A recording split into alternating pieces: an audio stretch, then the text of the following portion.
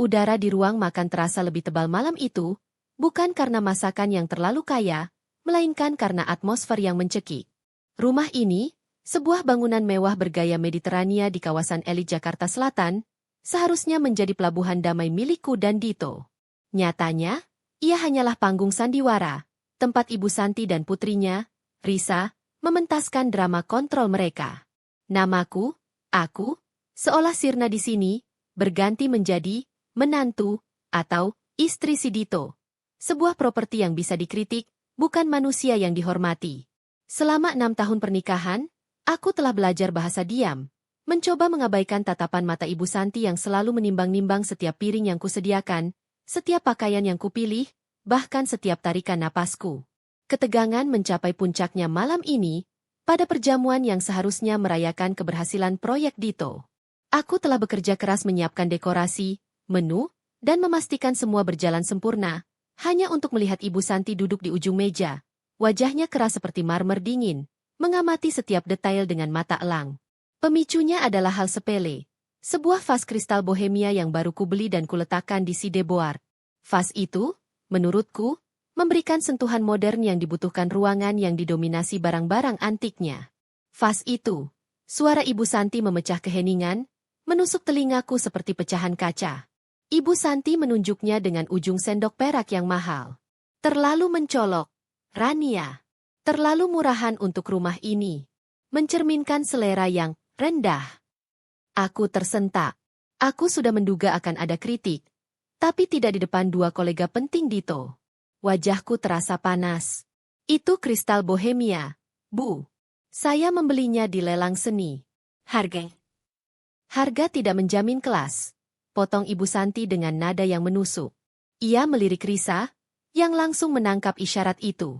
Betul, M.A., timpal Risa, menyeringai sambil menyesap anggurnya.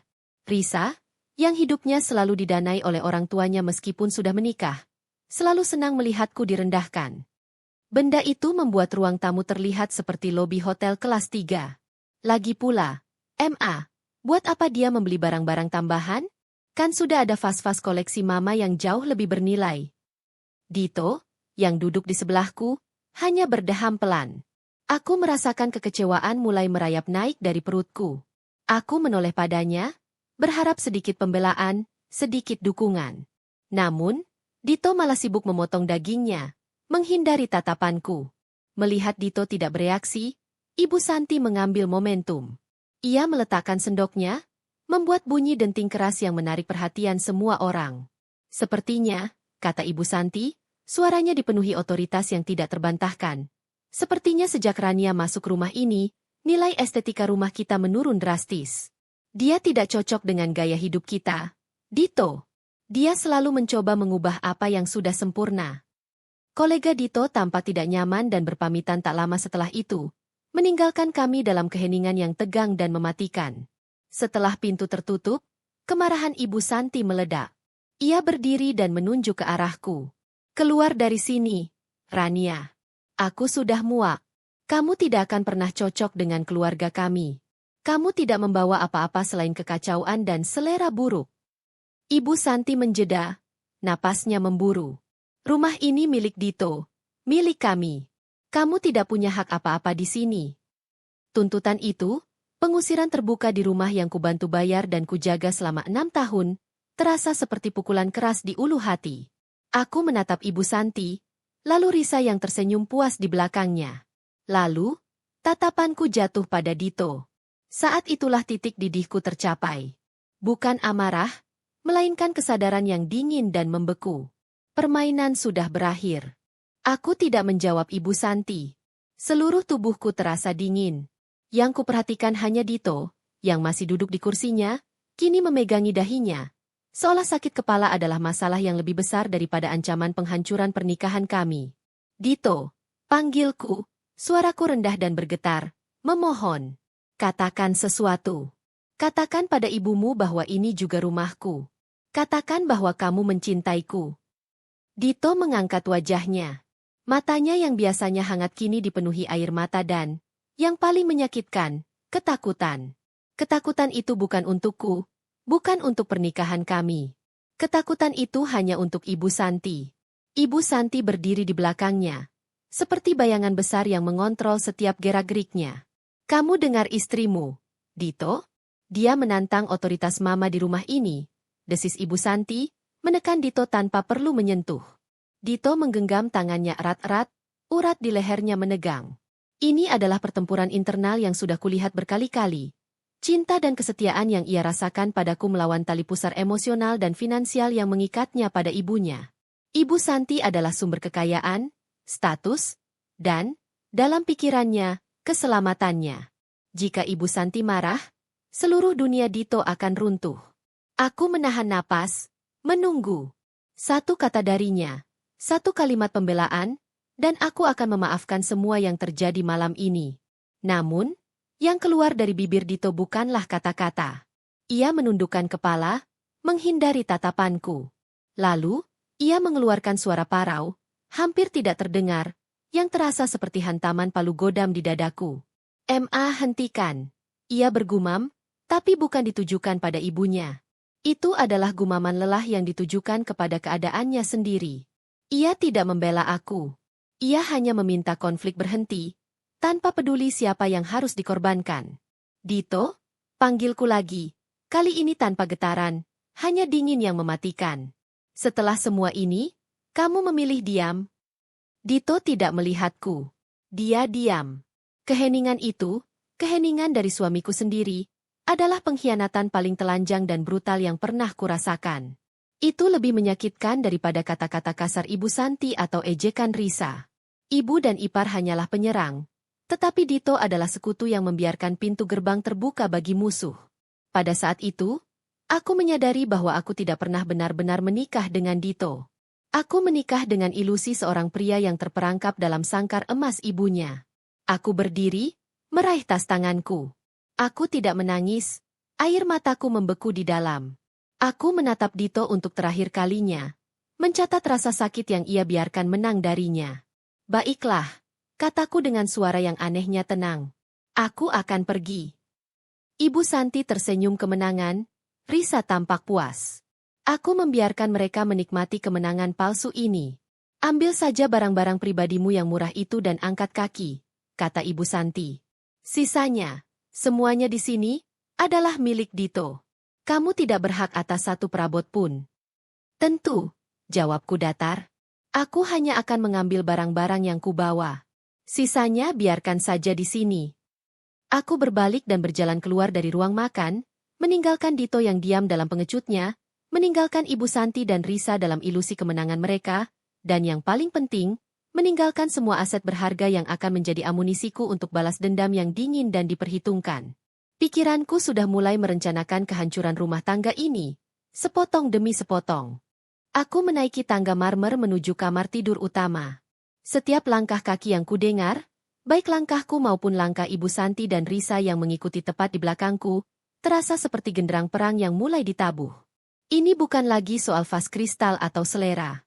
Ini adalah perebutan kekuasaan, dan aku baru saja menyerahkan bentengku. Di belakangku, Ibu Santi tidak berhenti bicara. Suaranya melengking, dipenuhi kepuasan dan otoritas. Cepat, Rania. Jangan buang waktu kami. Kamu punya setengah jam. Ambil pakaianmu, tas tangan, dan perhiasan imitasi murahan yang kamu pakai sehari-hari. Sisanya, tinggal. Saya tahu aturannya, Bu, jawabku tanpa menoleh. Aku memasuki kamar, mencium aroma Dito yang seharusnya menenangkan, tetapi kini terasa memuakkan. Kamar tidur ini adalah cerminan ironi pernikahan kami. Sisi tempat tidurku selalu rapi dan minimalis, sementara sisi Dito dipenuhi bantal mahal dan buku-buku bisnis yang jarang disentuhnya. Di dinding tergantung lukisan abstrak yang kubeli dengan harga fantastis, sebuah aset penting, dan yang pasti akan menjadi target pertama rencanaku. Aku membuka lemari pakaianku. Di sana tergantung gaun-gaun sutra, tas-tas branded yang kubeli sendiri dari hasil usahaku, dan di laci, perhiasan-perhiasan yang nilainya bahkan melampaui beberapa investasi Dito. Namun, aku memilih secara strategis. Aku hanya mengambil 2 koper kabin kecil. Koper pertama, kuisi dengan pakaian paling mendasar, beberapa set pakaian dalam, dan perlengkapan mandi. Koper kedua, Kuisi dengan benda-benda yang benar-benar tak ternilai harganya. Buku harian lama, foto-foto masa kecil, dan sebuah kotak kayu kecil berisi surat-surat dari mendiang ayahku. Aku sengaja meninggalkan 3 setelan desainer yang baru kubeli minggu lalu. Ibu Santi yakin barang-barang itu adalah yang paling mahal yang kumiliki. Biarlah dia berpikir begitu. Risa bersandar di kusen pintu. Tangannya terlipat di dada. Lihat, Ma. Dia bahkan tidak mengambil perhiasannya. Pasti dia tahu perhiasannya tidak ada yang asli, kan? Ibu Santi mendekat ke meja rias. Matanya menyapu koleksi perhiasan di sana. Ia melihat gelang berlian yang kubeli untuk ulang tahun pernikahan kami tahun lalu, kalung mutiara air laut yang dibeli Dito untukku, dan beberapa jam tangan mewah. Semua itu ditinggalkan. Bagaimana dengan laptopmu yang baru, Rania? Tanya Ibu Santi. Ada nada curiga dalam suaranya sekarang, karena kepatuhanku yang terlalu tenang. Komputer kerjamu, bukannya itu aset berharga? Tidak, Bu, jawabku, menutup koper dengan senyap dan cepat. Semua data kantor sudah saya backup di cloud. Laptop itu sudah tua. Anggap saja sebagai hadiah perpisahan untuk Dito. Padahal, laptop itu dan desktop mahal di ruang kerjaku, semuanya terhubung ke jaringan bank dan investasi yang kubuka atas nama bersama. Dengan meninggalkannya, aku membiarkan jejak digitalku tetap terbuka, seolah-olah aku benar-benar pergi tanpa rencana. Dekrit final dan penyerahan kunci palsu. Kami turun kembali ke lantai utama. Dito masih di ruang makan, kini dikerumuni Ibu Santi dan Risa. Wajah Dito terlihat semakin menyedihkan, tetapi pandangannya masih belum berani menemuiku. Ibu Santi berdiri tegak di depan pintu utama, memblokir jalan keluar. Ini adalah adegan final dari sandiwara mereka. Baik, kata Ibu Santi, suaranya kini dingin dan resmi, seperti notaris yang membacakan wasiat. Agar tidak ada kesalahpahaman di masa depan, mari kita perjelas, Rania. Ibu Santi mengambil napas panjang, menikmati momen puncaknya. Kamu meninggalkan rumah ini atas kemauanmu sendiri. Kamu tidak membawa perabotan, tidak membawa mobil, dan kamu secara sukarela meninggalkan semua perhiasan dan koleksi. Ini membuktikan bahwa kamu tidak pernah benar-benar berkontribusi pada aset keluarga kami, melainkan hanya menumpang selama 6 tahun. Aku tahu persis mengapa Ibu Santi mengatakan ini. Dia ingin ini menjadi pengakuan lisan yang dapat digunakan di kemudian hari. Saya setuju, Bu, kataku, membuat Risa terkejut. Saya pergi dengan apa yang saya bawa, dan saya tidak akan mengklaim aset yang ditinggalkan. Itu adalah kebenaran yang kejam dan licik. Aku tidak akan mengklaim aset yang kutinggalkan, karena aku berencana menjualnya. Bagus, kata Ibu Santi, tersenyum lebar. Sekarang, kunci rumah. Aku merogoh saku, mengeluarkan satu set kunci rumah utama, kunci mobil pribadiku, yang dibeli Dito, jadi aku memang harus meninggalkannya, dan kartu akses pintu gerbang otomatis. Aku menyerahkannya padanya. Dan kartu ATM bersama. Dito? Tanya Ibu Santi, menoleh pada Dito. Dito dengan patuh mengeluarkan 2 kartu platinum dari dompetnya. Kartu untuk rekening bersama yang sebagian besar saldonya berasal dari rekening bisnisku. Aku menerimanya, mematahkannya di depan matanya, dan melemparkannya ke tong sampah. Tak perlu, Dito, kataku. Saya sudah membuat rekening baru. Lagi pula, saya tidak ingin mengambil uang dari rekening keluarga Anda. Ibu Santi semakin yakin dengan kemenangannya. Lihat, Dito, dia sudah menyerah. Dia tidak berani menyentuh harta kita. Mereka tidak tahu bahwa sebelum aku turun ke ruang makan untuk acara konyol malam ini, aku sudah menaruh satu duplikat kunci gerbang yang paling jarang digunakan, kunci gerbang samping, di dalam saku mantel musim dingin yang kusimpan di mobilku. Dan sebelum menghapus aplikasi mobile banking dari ponselku, aku sudah mentransfer sebagian kecil dana yang menjadi milikku ke rekening bank asing yang tidak mereka ketahui. Itu adalah exit strategiku yang sebenarnya. Selamat tinggal, kataku, melangkah melewati Ibu Santi yang kini tampak menjulang tinggi karena euforia. Dito akhirnya mengangkat wajahnya. Rasa bersalah melintas di matanya, dan ia mencoba menggapai tanganku. Rania, tunggu. Kita bisa bicara. Aku menggeleng, tatapanku dingin. Sudah tidak ada yang perlu dibicarakan. Dito, kamu memilih pihakmu. Dan keheninganmu itu adalah jawaban paling keras yang pernah kuterima. Aku membuka pintu utama dan melangkah keluar, menyeret koper kabin di belakangku. Pintu tertutup dengan suara keras di belakangku, menutup bab 6 tahun kehidupanku. Aku menarik napas dalam-dalam. Udara malam terasa segar dan bebas. Aku tidak merasakan kesedihan, hanya rasa haus yang membara untuk keadilan. Balas dendamku baru saja dimulai, dan aset-aset mewah yang kutinggalkan di dalam rumah itu adalah jaminannya. Mobilku melaju perlahan meninggalkan komplek perumahan elit yang kini terasa seperti penjara yang baru saja kutinggalkan. Aku mengemudi tanpa tujuan selama lebih dari 1 jam, membiarkan mesin dan jalan raya menyerap gejolak emosi yang tertahan di dadaku. Di saat seperti ini, aku tahu aku membutuhkan satu hal, perlindungan yang tak bertanya dan dukungan yang solid. Tujuanku, apartemen Nana. Nana, sahabatku sejak kuliah, adalah seorang pengacara litigasi korporat yang keras, pragmatis, dan memiliki tingkat toleransi nol terhadap omong kosong. Ketika aku tiba di apartemennya pada pukul 1 dini hari, dia sedang duduk di sofa dengan laptop di pangkuannya, dikelilingi tumpukan berkas. Dia bahkan tidak terkejut melihatku. "Kamu datang, akhirnya," katanya datar, tanpa basa-basi, dan menyuruhku masuk. "Minum, tidur. Kita bicara setelah kamu mandi." Kehadiran Nana, yang begitu tenang dan stabil, adalah jangkar yang kubutuhkan.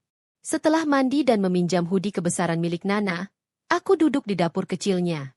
Aku menceritakan semua yang terjadi, mulai dari fase bohemia hingga keheningan Dito yang mematikan. Nana mendengarkan, matanya yang tajam menatapku lurus. Ketika aku selesai, dia hanya mengangguk. Dito adalah pengecut yang terperangkap dalam tali pusar emas. Ibu Santi dan Risa hanyalah preman yang menggunakan status sosial sebagai senjata. Dia menuangkan kopi hitam untukku. "Jadi, apa rencananya? Gugat cerai? Perang harta gono gini standar?" Aku menggeleng. "Tidak cukup. Aku tidak hanya ingin uangku kembali, Nana. Aku ingin mereka mengerti harga diri dan kontribusi. Ibu Santi bilang aku tidak punya hak atas satu perabot pun. Aku akan menjual semua perabot itu." Nana mengangkat alisnya. "Itu berisiko, Rania. Itu bisa dianggap pencurian jika kamu tidak punya dasar hukum yang kuat." "Disitulah kamu masuk," kataku, mengeluarkan sebuah flash drive tersembunyi dari saku koperku. "Ini bukan aset gono gini biasa. Ini adalah aset yang kubeli, yang kubayar lunas, atau yang memiliki perjanjian kepemilikan yang rumit." Malam itu, kami mulai bekerja. Markas baru kami, dapur apartemen Nana, menjadi ruang perang penuh kafein. Pertama, aku mengakses rekening bank digital yang kusembunyikan dari Dito dan keluarganya. Aku telah mentransfer dana darurat, tetapi yang lebih penting, aku memiliki akses ke semua mutasi rekening bersama selama 6 tahun terakhir. Aku mulai menyortir semua bukti transfer. Bukti pembayaran DP, down payment, rumah. Dito selalu mengklaim bahwa Ibu Santi yang membiayai sebagian besar DP rumah. Faktanya, aku menemukan transfer besar dari rekening bisnisku, bisnis desain interior yang kudirikan sebelum menikah, yang secara eksplisit ditujukan untuk pembayaran uang muka KPR Rania Edito. Koleksi seni dan furnitur. Aku menemukan semua tagihan dan kwitansi pembayaran untuk furnitur mewah di ruang tamu, meja makan, dan lukisan-lukisan. Semuanya atas namaku, dibayar dari rekening pribadiku, dan disimpan di kantor file digital. Ibu Santi dan Risa hanya tahu bahwa barang itu ada di rumah, tapi tidak tahu siapa pemilik sahnya. Sofa kulit Italia, sistem hiburan home theater termahal, koleksi anggur langka Dito, semua kwitansinya atas namaku. Nana, yang melihat tumpukan bukti ini, bersiul pelan. "Rania, kamu ini luar biasa teliti. Mereka terlalu buta oleh arogansi untuk memeriksa detail ini. Mereka mengira semua kekayaanmu otomatis jadi milik Dito setelah menikah. Itulah kelemahan mereka. Mereka meremehkan seorang menantu perempuan yang hanya numpang." Balasku, rasa dingin menjalar di suaraku. Kami melanjutkan pencarian. Aku menelepon bankku di London, tempat aku menyimpan uang hasil warisan ayah, untuk memastikan akses jarak jauhku masih valid. Aku juga mengaktifkan kembali akun media sosial dan jaringan profesional lamaku yang sengaja kutinggalkan untuk menghindari intaian keluarga Dito. Aku tahu aku tidak bisa tinggal di apartemen Nana terlalu lama. Nana, meskipun suportif, terlalu dekat dengan lingkaran sosial kami. Aku butuh tempat yang benar-benar anonim, tempat di mana aku bisa bekerja tanpa bayang-bayang. Keesokan harinya, aku menggunakan sisa uang tunai yang kubawa dan menyewa sebuah apartemen studio kecil di daerah pinggiran kota yang ramai, jauh dari kawasan elit tempat kami tinggal. Apartemen itu standar, tanpa kemewahan, tetapi memiliki internet cepat dan pintu yang bisa kukunci. Itu adalah markas baru yang sepi dan efisien. Aku menghabiskan waktuku ini dengan menyusun arsip digital terperinci. Aku membuat spreadsheet daftar semua aset yang kutinggalkan, nilainya saat ini, dan bukti kepemilikannya. Daftar itu panjang, mencakup barang-barang yang Ibu Santi klaim sebagai warisan keluarga Dito, padahal aku yang membelinya. Aku tidak ingin kamu menangani perceraianku, Nana, kataku. Kamu terlalu emosional. Aku butuh seseorang yang tidak punya ikatan dan bisa bergerak cepat dan tanpa ampun di ranah hukum properti. Bisakah kamu merekomendasikan seseorang yang spesialis dalam pembagian harta gono gini dan negosiasi penjualan aset dalam waktu singkat? Nana mengangguk. Ia mengeluarkan ponselnya dan menghubungi seseorang yang ia sebut si bayangan. Seorang pengacara yang konon bisa membuat aset lenyap dalam semalam, sepenuhnya legal, sebelum pihak lawan bahkan menyadari ada gugatan. Namanya Fajar. Dia mahal, tapi dia tidak pernah gagal, kata Nana, matanya bersinar. Aku sudah menjadwalkan pertemuan pertamamu besok pagi. Bawa semua berkas ini, Rania. Mulai sekarang, kamu bukan lagi korban. Kamu adalah pebisnis yang sedang melakukan takeover aset. Aku melihat keluar jendela studio baruku.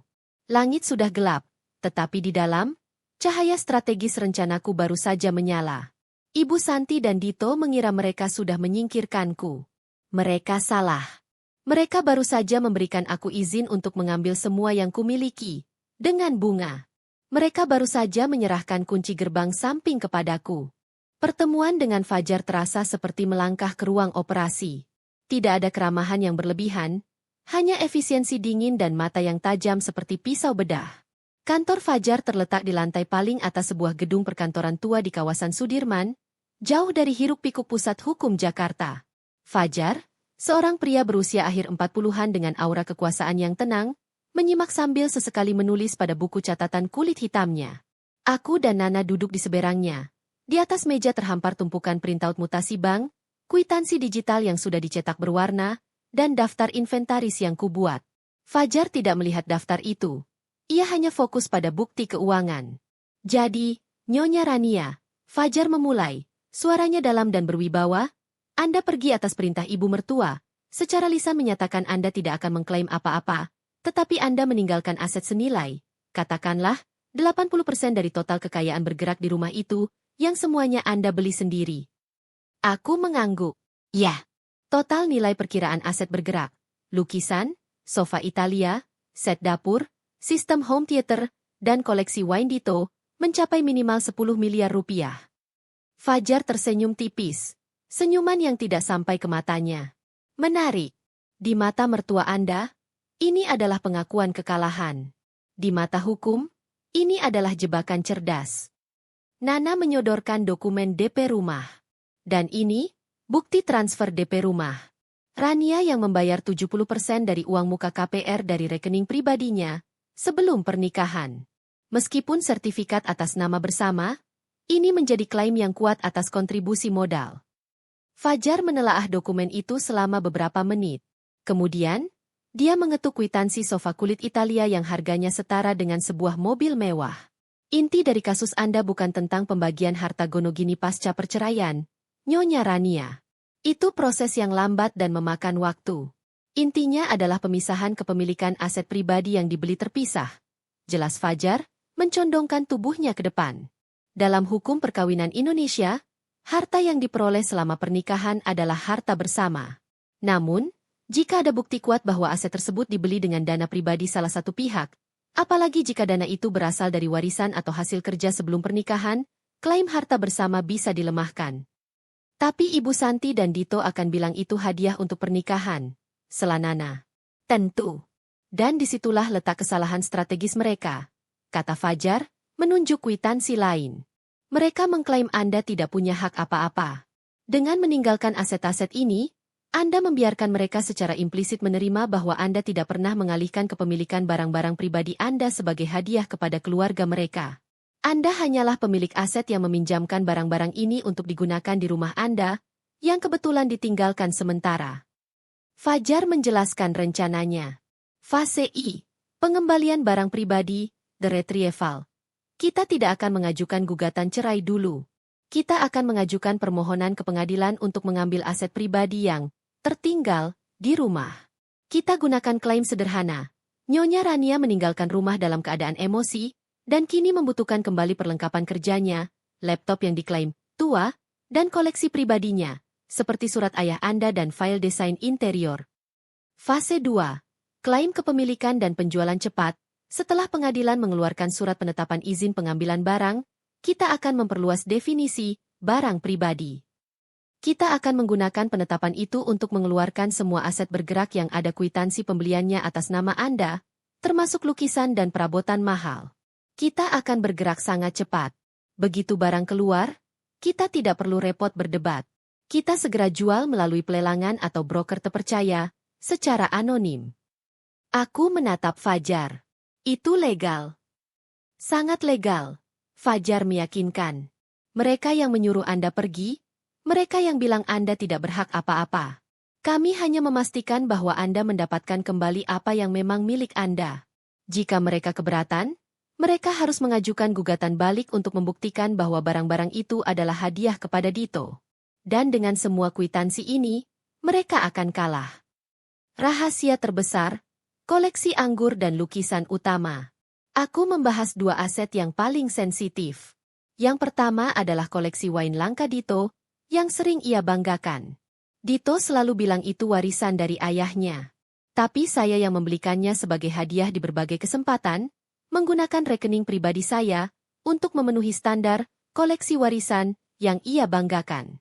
Bukti transfernya ada di sini, kataku, menunjukkan spreadsheet yang berisi harga puluhan botol vintage dari Bordeaux. Sempurna. Sentuhan personal yang licik, kata Fajar, kagum. Bagaimana dengan lukisan abstrak di kamar Anda? Yang mahal. Lukisan itu dibeli dengan dana perusahaan desain interior saya, dicatat sebagai investasi aset seni kantor. Perusahaan itu 100% milik saya sebelum menikah, dan saya tidak pernah secara resmi mengalihkan kepemilikannya ke Dito. Fajar tertawa kecil.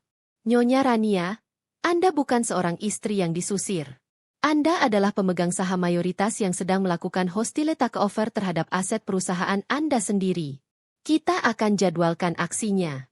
Tapi kita harus tahu kondisi di lapangan. Apa Anda masih bisa masuk rumah tanpa diketahui? Maka, perbincangan beralih ke bab 6, yang jauh lebih krusial daripada sekadar dokumen. Konsultasi dengan Fajar dan Nana berlangsung selama hampir 4 jam, fokus pada strategi hukum yang rumit dan pelaksanaannya yang harus sempurna. Setelah mendapatkan persetujuan lisan dari Fajar, kini saatnya merencanakan logistik.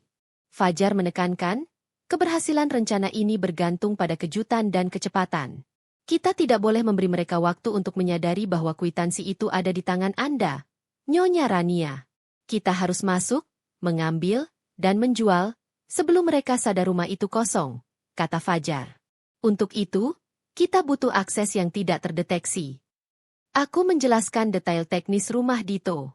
Pintu utama dan gerbang depan menggunakan sistem sidik jari dan kode digital.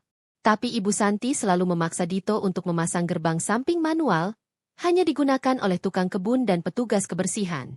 Kunci gerbang samping itu ada padaku. Aku mengeluarkan kunci logam usang dari ranselku. Mereka tidak akan pernah memeriksa gerbang samping, karena mereka yakin semua kunci rumah utama sudah saya serahkan. Nana tersenyum, mengagumi ketelitianku. Jadi, kita tidak perlu membobol. Kita masuk, seperti pemilik sah yang pulang untuk mengambil barangnya. Bagaimana dengan CCTV? Tanya Fajar. Rumah sebesar itu pasti punya sistem pengawasan terpusat. Saya yang merancang dan memasang sistemnya 6 tahun lalu. Jelasku. Ada 4 kamera eksternal. 2 di gerbang depan, 1 di halaman belakang, dan 1 di garasi. Tapi ada blind spot yang sempurna di samping rumah, di dekat dapur kotor. Area itu tersembunyi oleh pohon frangipani besar, Dan itu adalah jalur paling aman dari gerbang samping. Lebih dari itu, aku memiliki kartu truf lainnya. Sistem perekam CCTV diletakkan di ruang kerja Dito, di lantai atas. Saya memiliki kode akses ke server. Tapi saya tidak akan mematikannya. Itu akan terlalu mencurigakan jika Ibu Santi memeriksanya nanti. Lalu, bagaimana? Tanya Nana. Saya akan menyelinap masuk ke ruang kerja Dito. Itu adalah kamar yang paling jarang dimasuki Ibu Santi karena dia menganggapnya ruang kerja pria. Saya akan mengganti tanggal rekaman di DVR, seolah-olah sistem keamanan sedang diperiksa atau di maintenance, dan memutar rekaman lama selama durasi pengambilan aset, ujarku. Mereka mungkin akan melihat. Tapi mereka akan mengira itu glitch sistem biasa. Fajar kemudian memperkenalkan tim logistik. Dia memanggil seorang pria bernama Yanto, manajer operasional dari sebuah perusahaan logistik yang berspesialisasi dalam pemindahan aset bernilai tinggi dan seni rupa. Yanto berjanji akan menyediakan 2 truk tertutup dengan peredam kejut dan tim yang terdiri dari 6 orang profesional. Semuanya berseragam polos tanpa logo, yang akan bergerak seolah-olah mereka adalah kru pemasang pameran. Semua tim akan menandatangani perjanjian kerahasiaan ketat, Nyonya Rania, kata Yanto. Kami akan datang pada pukul 3 pagi. Saat tidur paling nyenyak dan keamanan kompleks sedang lengah. Kami akan memasukkan truk ke area kargo tersembunyi di dekat gerbang samping dan bergerak dalam waktu maksimum 2 jam. Aku menyerahkan daftar aset prioritas, yang totalnya 20 item besar dan kecil, tetapi bernilai tinggi. Lukisan abstrak, kamar utama. Sofa kulit Italia, ruang tamu. Meja makan marmer Carrara, ruang makan. Sistem home theater dan TV layar lebar, ruang keluarga. Koleksi anggur dan lemari pendingin wine. Set piring kristal Bohemia, yang menjadi pemicu di bab 1. Kita ambil piring kristal itu juga? Tanya Nana, geli. Tentu, kataku dingin. Itu adalah simbol. Ibu Santi bilang itu mencerminkan selera yang rendah. Aku akan menjualnya dan menggunakan uangnya untuk membeli piring yang berkelas. Fajar kemudian membahas masalah penjualan. Saya sudah menghubungi klien kami di Singapura, seorang kolektor yang tertarik pada lukisan Anda. Untuk perabot, kami akan menggunakan broker lelang anonim di Hong Kong. Semua transaksi akan masuk rekening Anda di luar negeri. Ketika Dito dan ibunya menyadari hilangnya barang-barang itu, uangnya sudah berada di yurisdiksi yang berbeda. Kami menentukan tanggal, 2 malam dari sekarang. Dito dan Ibu Santi dijadwalkan menghadiri acara amal yang berlangsung hingga tengah malam, dan kebiasaan mereka adalah tidur nyenyak setelahnya. Malam itu adalah celah sempurna untuk balas dendam yang dingin dan diperhitungkan. Aku merasakan jantungku berdebar kencang, bukan karena takut, melainkan karena adrenalin. Aku bukan lagi menantu yang diam, yang takut dikritik. Aku adalah arsitek kehancuran, siap untuk melaksanakan rencana pengambil alihan aset terbesar dalam hidupku. 2 hari yang tersisa sebelum malam eksekusi dihabiskan Rania dalam kondisi hyperfokus yang dingin dan intens. Ini adalah periode penegasan kembali identitasnya yang telah lama terkubur di bawah bayang-bayang keluarga Dito. Rania bukan hanya mantan istri, dia adalah seorang desainer interior papan atas dan seorang investor yang cerdas, kemampuan yang selama ini diremehkan. Langkah pertamanya adalah mengaktifkan kembali jaringan profesionalnya. Sejak menikah, Rania sengaja membatasi proyek dan kontaknya untuk menghindari konflik dengan Ibu Santi, yang menganggap bekerja sebagai merendahkan status sosial. Kini, Rania mengontak mentor lamanya di Singapura, seorang arsitek ternama, yang langsung menyambutnya. Aku butuh pekerjaan, sekarang, Rania. Proyek besar yang bisa menutupi semua biaya hukum dan logistik ini, plus menegaskan bahwa aku tidak tergantung pada Dito, ujar Rania kepada mentornya melalui panggilan video terenkripsi. Reaksi mentornya lebih dari positif. Rania segera mendapatkan kontrak desain interior untuk sebuah kondominium mewah di kawasan Sudirman, proyek yang akan memberinya keuntungan setidaknya 3 kali lipat dari nilai aset yang akan diambilnya. Kontrak itu ditandatangani secara digital malam itu juga, memberikan Rania landasan finansial yang tak tergoyahkan. Keputusan ini penting, karena ketika berita perceraian menyebar, Dito dan Ibu Santi akan mencoba merusak reputasi profesionalnya. Sebuah kontrak besar adalah jawaban paling efektif. Sambil membangun kembali karir utamanya, Rania juga fokus pada negosiasi penjualan aset yang tertinggal. Fajar, pengacara, si bayangan, bekerja cepat. Ia mengatur pertemuan Rania dengan dua pihak penting, seorang broker lelang anonim di Eropa untuk lukisan dan koleksi wine, serta seorang pengelola galeri seni lokal yang tertarik pada beberapa patung marmer kecil di ruang keluarga Rania yang juga dibelinya. Kita menjual kepemilikan, bukan barangnya, jelas Fajar dalam briefing mereka. Semua perjanjian penjualan memiliki klausul kontingensi. Pembeli setuju bahwa barang fisik akan dikirimkan pada tanggal X setelah proses retrieval selesai. Pembayaran awal, DP, mereka menjadi bukti niat beli, yang sekaligus menjadi dana likuidasi kita di awal. Rania berhasil mengamankan deposit yang besar, cukup untuk menutupi biaya logistik Yanto, biaya layanan Fajar yang selangit, dan masih menyisakan dana darurat yang signifikan di rekeningnya. Penjualan ini dilakukan dengan kerahasiaan total, menggunakan nama perusahaan investasi lama Rania yang sudah lama tidak aktif. Ironisnya, Dito dan Ibu Santi tidak menunjukkan reaksi apapun terhadap kepergian Rania, selain dari kepuasan yang sunyi. Nana, yang masih memiliki kontak di lingkaran sosial mereka, melaporkan bahwa Ibu Santi justru memajang vas kristal bohemia itu di tempat yang lebih menonjol, seolah ingin menekankan, ini adalah vas murah yang disukai menantu saya yang bodoh itu, dan sekarang saya yang berkuasa di sini.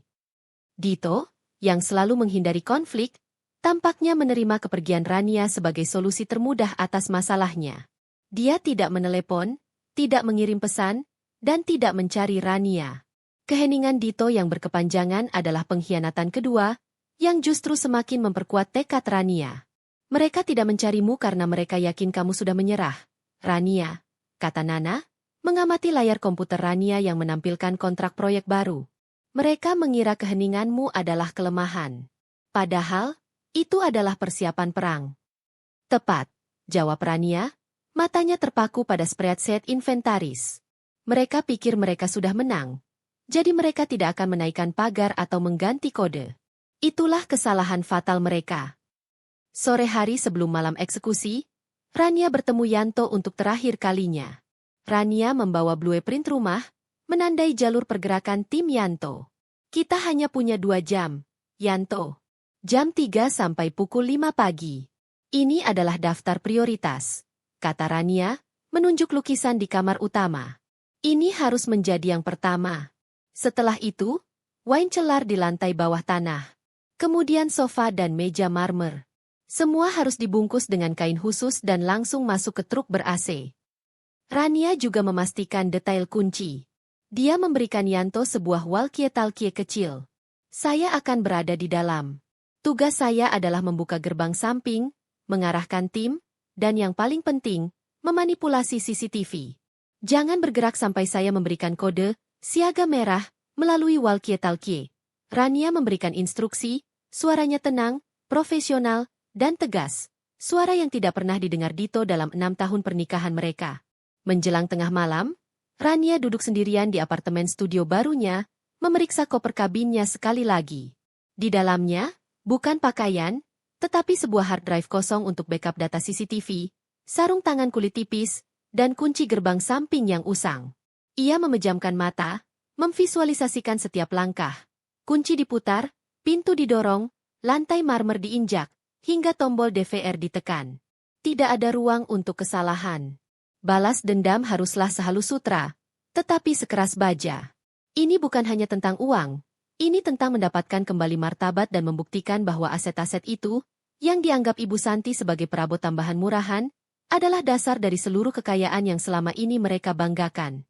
Rania telah menghabiskan 6 tahun menjadi bayangan. Malam ini, ia akan menjadi hantu yang mencuri masa lalu mereka. Jarum jam bergerak melewati pukul 2.45 pagi. Rania sudah berada di dalam mobil sewaan yang diparkir sekitar 1 blok dari gerbang komplek perumahan Dito. Mobil itu tidak mencolok, dengan plat nomor luar kota yang disamarkan.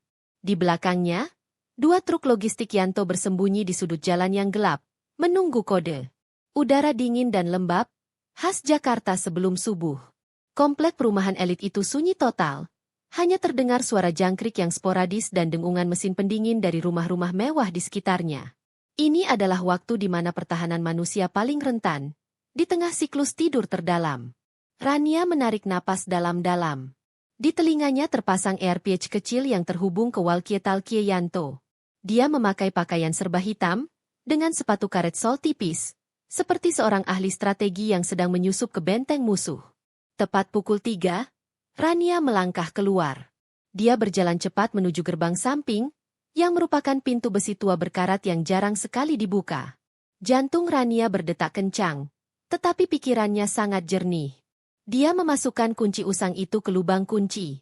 Terdengar bunyi klik yang keras di telinganya, namun tertelan oleh keheningan malam. Gerbang itu terbuka, dan Rania menyelinap masuk.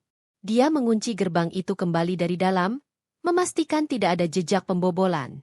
Dia kini berada di dalam perbatasan rumahnya. Atau, lebih tepatnya, rumah Dito. Rania bergerak seperti bayangan, berjalan cepat menyusuri lorong sempit di samping rumah, di mana pohon frangipani menjulang tinggi, menciptakan blind spot sempurna yang dia prediksi di bab 6. Dia mencapai pintu dapur kotor, pintu paling rapuh di rumah itu. Pintu ini hanya dikunci dengan kunci fisik sederhana. Dengan sekali putar, pintu itu terbuka tanpa suara. Rania kini berada di dalam rumah. Aroma dupa mahal dan kemewahan yang dulu terasa akrab, kini terasa asing dan dingin. Dia tidak berhenti untuk merasakan nostalgia. Misinya adalah kontrol informasi. Dia langsung menuju tangga servis yang mengarah ke lantai 2. Langkahnya cepat dan sangat ringan. Ruang kerja Dito ada di ujung lorong lantai 2, di mana Dito dan Ibu Santi tidur nyenyak di kamar utama di seberangnya. Pintu ruang kerja tidak dikunci. Dito terlalu yakin dengan sistem keamanan digital rumahnya sehingga sering mengabaikan kunci fisik. Rania masuk, menutup pintu dengan hati-hati. Di dalam, di atas meja kerja Dito, terletak DVR, digital video recorder, CCTV yang berisi rekaman 6 tahun terakhir. Rania menyalakan laptop Dito yang ditinggalkannya, mengakses jaringan lokal, dan log masuk ke sistem DVR menggunakan kata sandi administrator yang sengaja tidak pernah ia ubah. Dia tahu Dito terlalu malas untuk membuat kata sandi baru. Rania bekerja dalam keheningan total, hanya diterangi oleh cahaya redup monitor. Dia membuka perangkat lunak DVR, mengganti setting waktu untuk menampilkan rekaman yang sudah 2 minggu berlalu, lalu memutar rekaman tersebut dalam mode loop, sebuah trik teknis yang membuat sistem terus merekam. Tetapi rekaman yang ditampilkan pada layar monitor dan yang di-backup ke cloud adalah rekaman lama yang sunyi. Dalam waktu kurang dari 10 menit, Rania menyelesaikan tugasnya. Dia mematikan monitor, meninggalkan laptop Dito dalam mode sleep. Kepalanya menoleh ke arah kamar utama. Tidak ada suara. Mereka aman. Rania kembali ke dapur kotor, mengeluarkan walkie-talkie-nya. Siaga merah. Gerbang samping terbuka. Jalur aman. Waktu, 2 jam. Prioritas 1, lukisan kamar utama, bisiknya ke dalam alat komunikasi itu. Di luar, truk Yanto bergerak.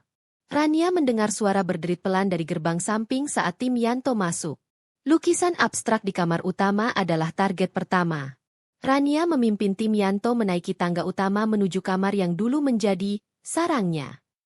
Jantungnya sempat berdesir ketika melihat bayangan pintu kamar utama yang tertutup, di mana Dito dan Ibu Santi sedang tidur.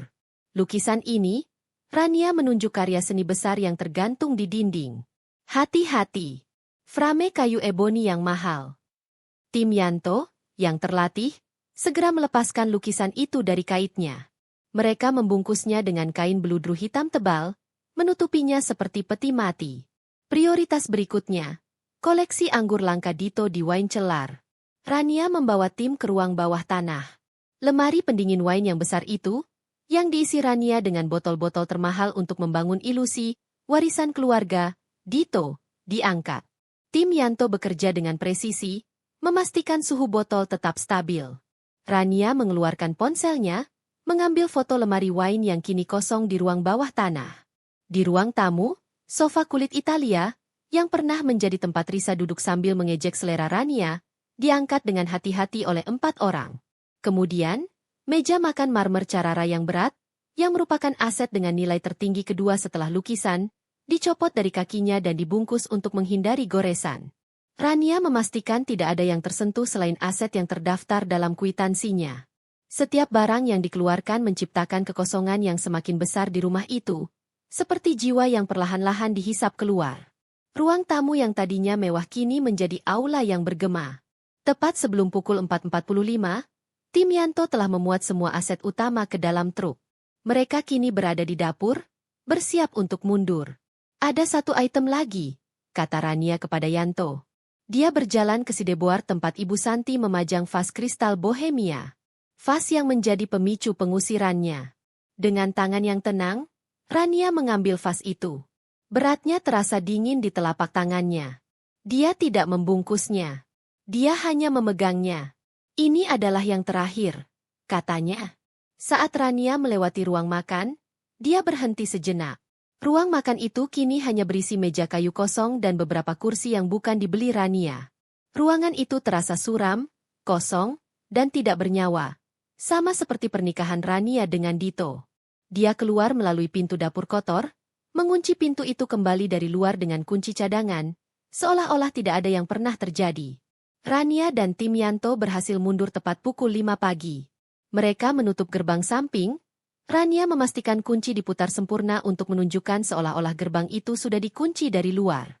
Di dalam mobil Yanto, Rania melihat ke belakang. Rumah itu berdiri tegak, tampak megah seperti biasa di bawah cahaya subuh. Tetapi Rania tahu, di dalamnya, ia telah meninggalkan kehampaan yang akan menjadi kejutan paling menyakitkan bagi Dito dan Ibu Santi. Dia tidak merasakan kegembiraan liar, hanya kepuasan yang dingin. Balas dendamnya telah dimulai dengan presisi seorang desainer dan ketelitian seorang akuntan.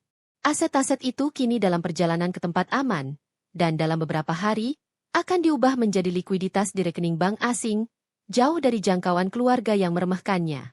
Rania mengambil napas lega, mencengkeram erat vas Bohemia yang ia bawa di pangkuannya. Itu adalah trofi pertamanya. Dia tersenyum, senyum yang tajam dan berbahaya. Permainan belum berakhir. Ini baru babak pertama. Pagi hari di rumah Suryajaya. Ibu Santi terbangun dengan perasaan puas, siap menikmati hari tanpa Rania. Namun, keheningan rumah terasa janggal. Panggilan ke Mbok Sum tak terjawab. Saat ia keluar kamar, pandangannya langsung menangkap kehampaan di dinding. Lukisan abstrak mahal telah hilang. Panik menyelimuti Ibu Santi. Ia segera membangunkan Dito, menuduh ada pencurian. Mereka berdua bergegas turun ke lantai dasar. Ruang tamu kosong. Kekagetan mereka memuncak saat melihat ruang tamu. Sofa kulit Italia yang mewah, lampu lantai perunggu, dan meja kopi yang menjadi pusat kemewahan, semuanya raib. Hanya tersisa karpet gulungan dan bayangan perabot yang telah dipindahkan. Mereka menyadari, ini bukan ulah pencuri acak. Ini adalah operasi yang terencana. Cek ruang makan, Dito. Cek sekarang. Perintah Ibu Santi. Meja marmer Carrara yang sangat berat juga lenyap. Bahkan vas kristal Bohemia yang menjadi pemicu pertengkaran, benda yang Ibu Santi anggap sepele, juga ikut diambil. Ibu Santi terhuyung, menyadari betapa pribadi dan terperincinya penjarahan ini. Bencana di gudang anggur. Dito, yang akhirnya menyadari ancaman itu, bergegas ke ruang bawah tanah. Koleksi anggur vintage senilai miliaran rupiah, termasuk lemari pendinginnya, hilang tak bersisa. Pemandangan ruang bawah tanah yang kosong membuat Dito limbung. Koleksi yang selalu ia klaim sebagai warisan keluarga ternyata hanya kebohongan yang kini terekspos. Mengejek lewat CCTV, Ibu Santi menuntut rekaman CCTV. Di ruang kerja, Dito menemukan sistem DVR mereka menampilkan rekaman LOB 2 minggu lalu. Rania, melalui laptop yang ia tinggalkan, telah menimpa rekaman malam itu dengan rekaman lama. Itu adalah pesan yang dingin. Rania ingin mereka tahu bahwa dia telah masuk, mengambil aset dari bawah hidung mereka, dan pergi tanpa jejak. Ini bukan pencurian. Ini adalah aksi pembalasan yang dihitung. Ibu Santi dilanda amarah dan ketakutan. Dia harus bayar. Telepon polisi, desisnya. Dito menatap kehampaan, menyadari skala pertempuran yang baru saja dimulai. Mereka telah meremehkan Rania. Kini dia telah mengambil bukan hanya barang-barang mereka, tetapi juga ilusi status mereka. Mereka menyadari bahwa Rania, yang mereka anggap bodoh dan tidak berdaya, telah merencanakan langkah ini dengan presisi mematikan. Pengambilannya bersifat ghost-like, dilakukan dengan efisiensi logistik yang luar biasa, mengubah aset bergerak yang mahal menjadi kerugian materi yang langsung. Kerugian ini adalah pukulan telak pertama Rania terhadap mental dan status sosial keluarga Suryajaya. Permintaan Ibu Santi untuk melaporkan Rania ke polisi ditolak. Petugas menyatakan itu adalah sengketa properti rumah tangga, bukan pencurian. Rania adalah istri sah Dito, dan statusnya secara hukum melindungi tindakan pengambil alihan aset tersebut. Dito, Ibu Santi, dan Risa yang tiba dan histeris, menghubungi Pak Hartono, pengacara keluarga mereka yang tua dan ragu-ragu. Pak Hartono, yang bingung dengan deskripsi penjarahan, memperingatkan bahwa jika Rania memiliki bukti kwitansi, kasus pencurian mereka akan runtuh. Di tengah kebingungan itu, seorang kurir tiba membawa amplop dari kantor hukum Fajar Ngrekanan. Isinya adalah surat pemberitahuan niat pengambilan properti pribadi, Notice of Intent to Retrieve Personal Property, yang dikeluarkan atas nama Rania Adisti. Surat itu menyatakan Rania mengambil aset bergerak karena aset dibeli dengan dana pribadi Rania, dari usaha atau warisan, dan tidak dihibahkan. Pengambilan dilakukan setelah Dito dan Ibu Santi secara eksplisit mengusir Rania, dan menyatakan Rania tidak berhak atas apapun. Yang paling mematikan, Rania melampirkan daftar inventaris rinci, termasuk lukisan abstrak, sofa set Italia, dan seluruh koleksi anggur vintage, senilai total lebih dari 3 miliar rupiah, dengan salinan kwitansi resmi dan bukti transfer bank dari rekening pribadi Rania untuk setiap item. Ibu Santi dan Dito terperangah. Mereka menyadari bahwa kebohongan Dito tentang warisan anggur telah terbongkar.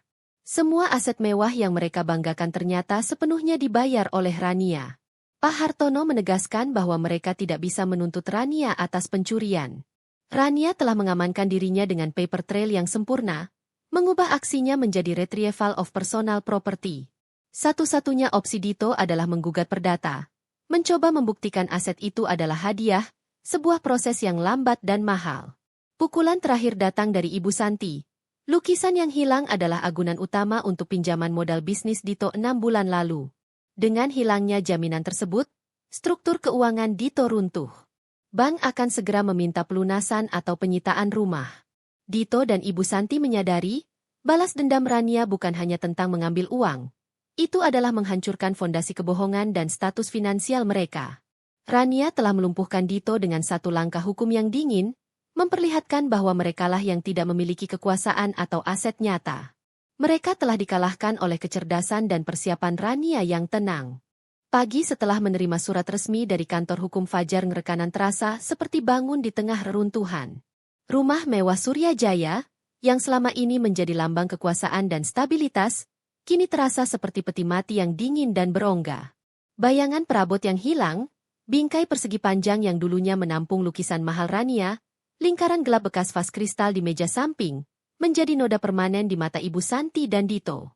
Mereka tidak lagi melihat kekosongan, tetapi bukti kegagalan mereka sendiri.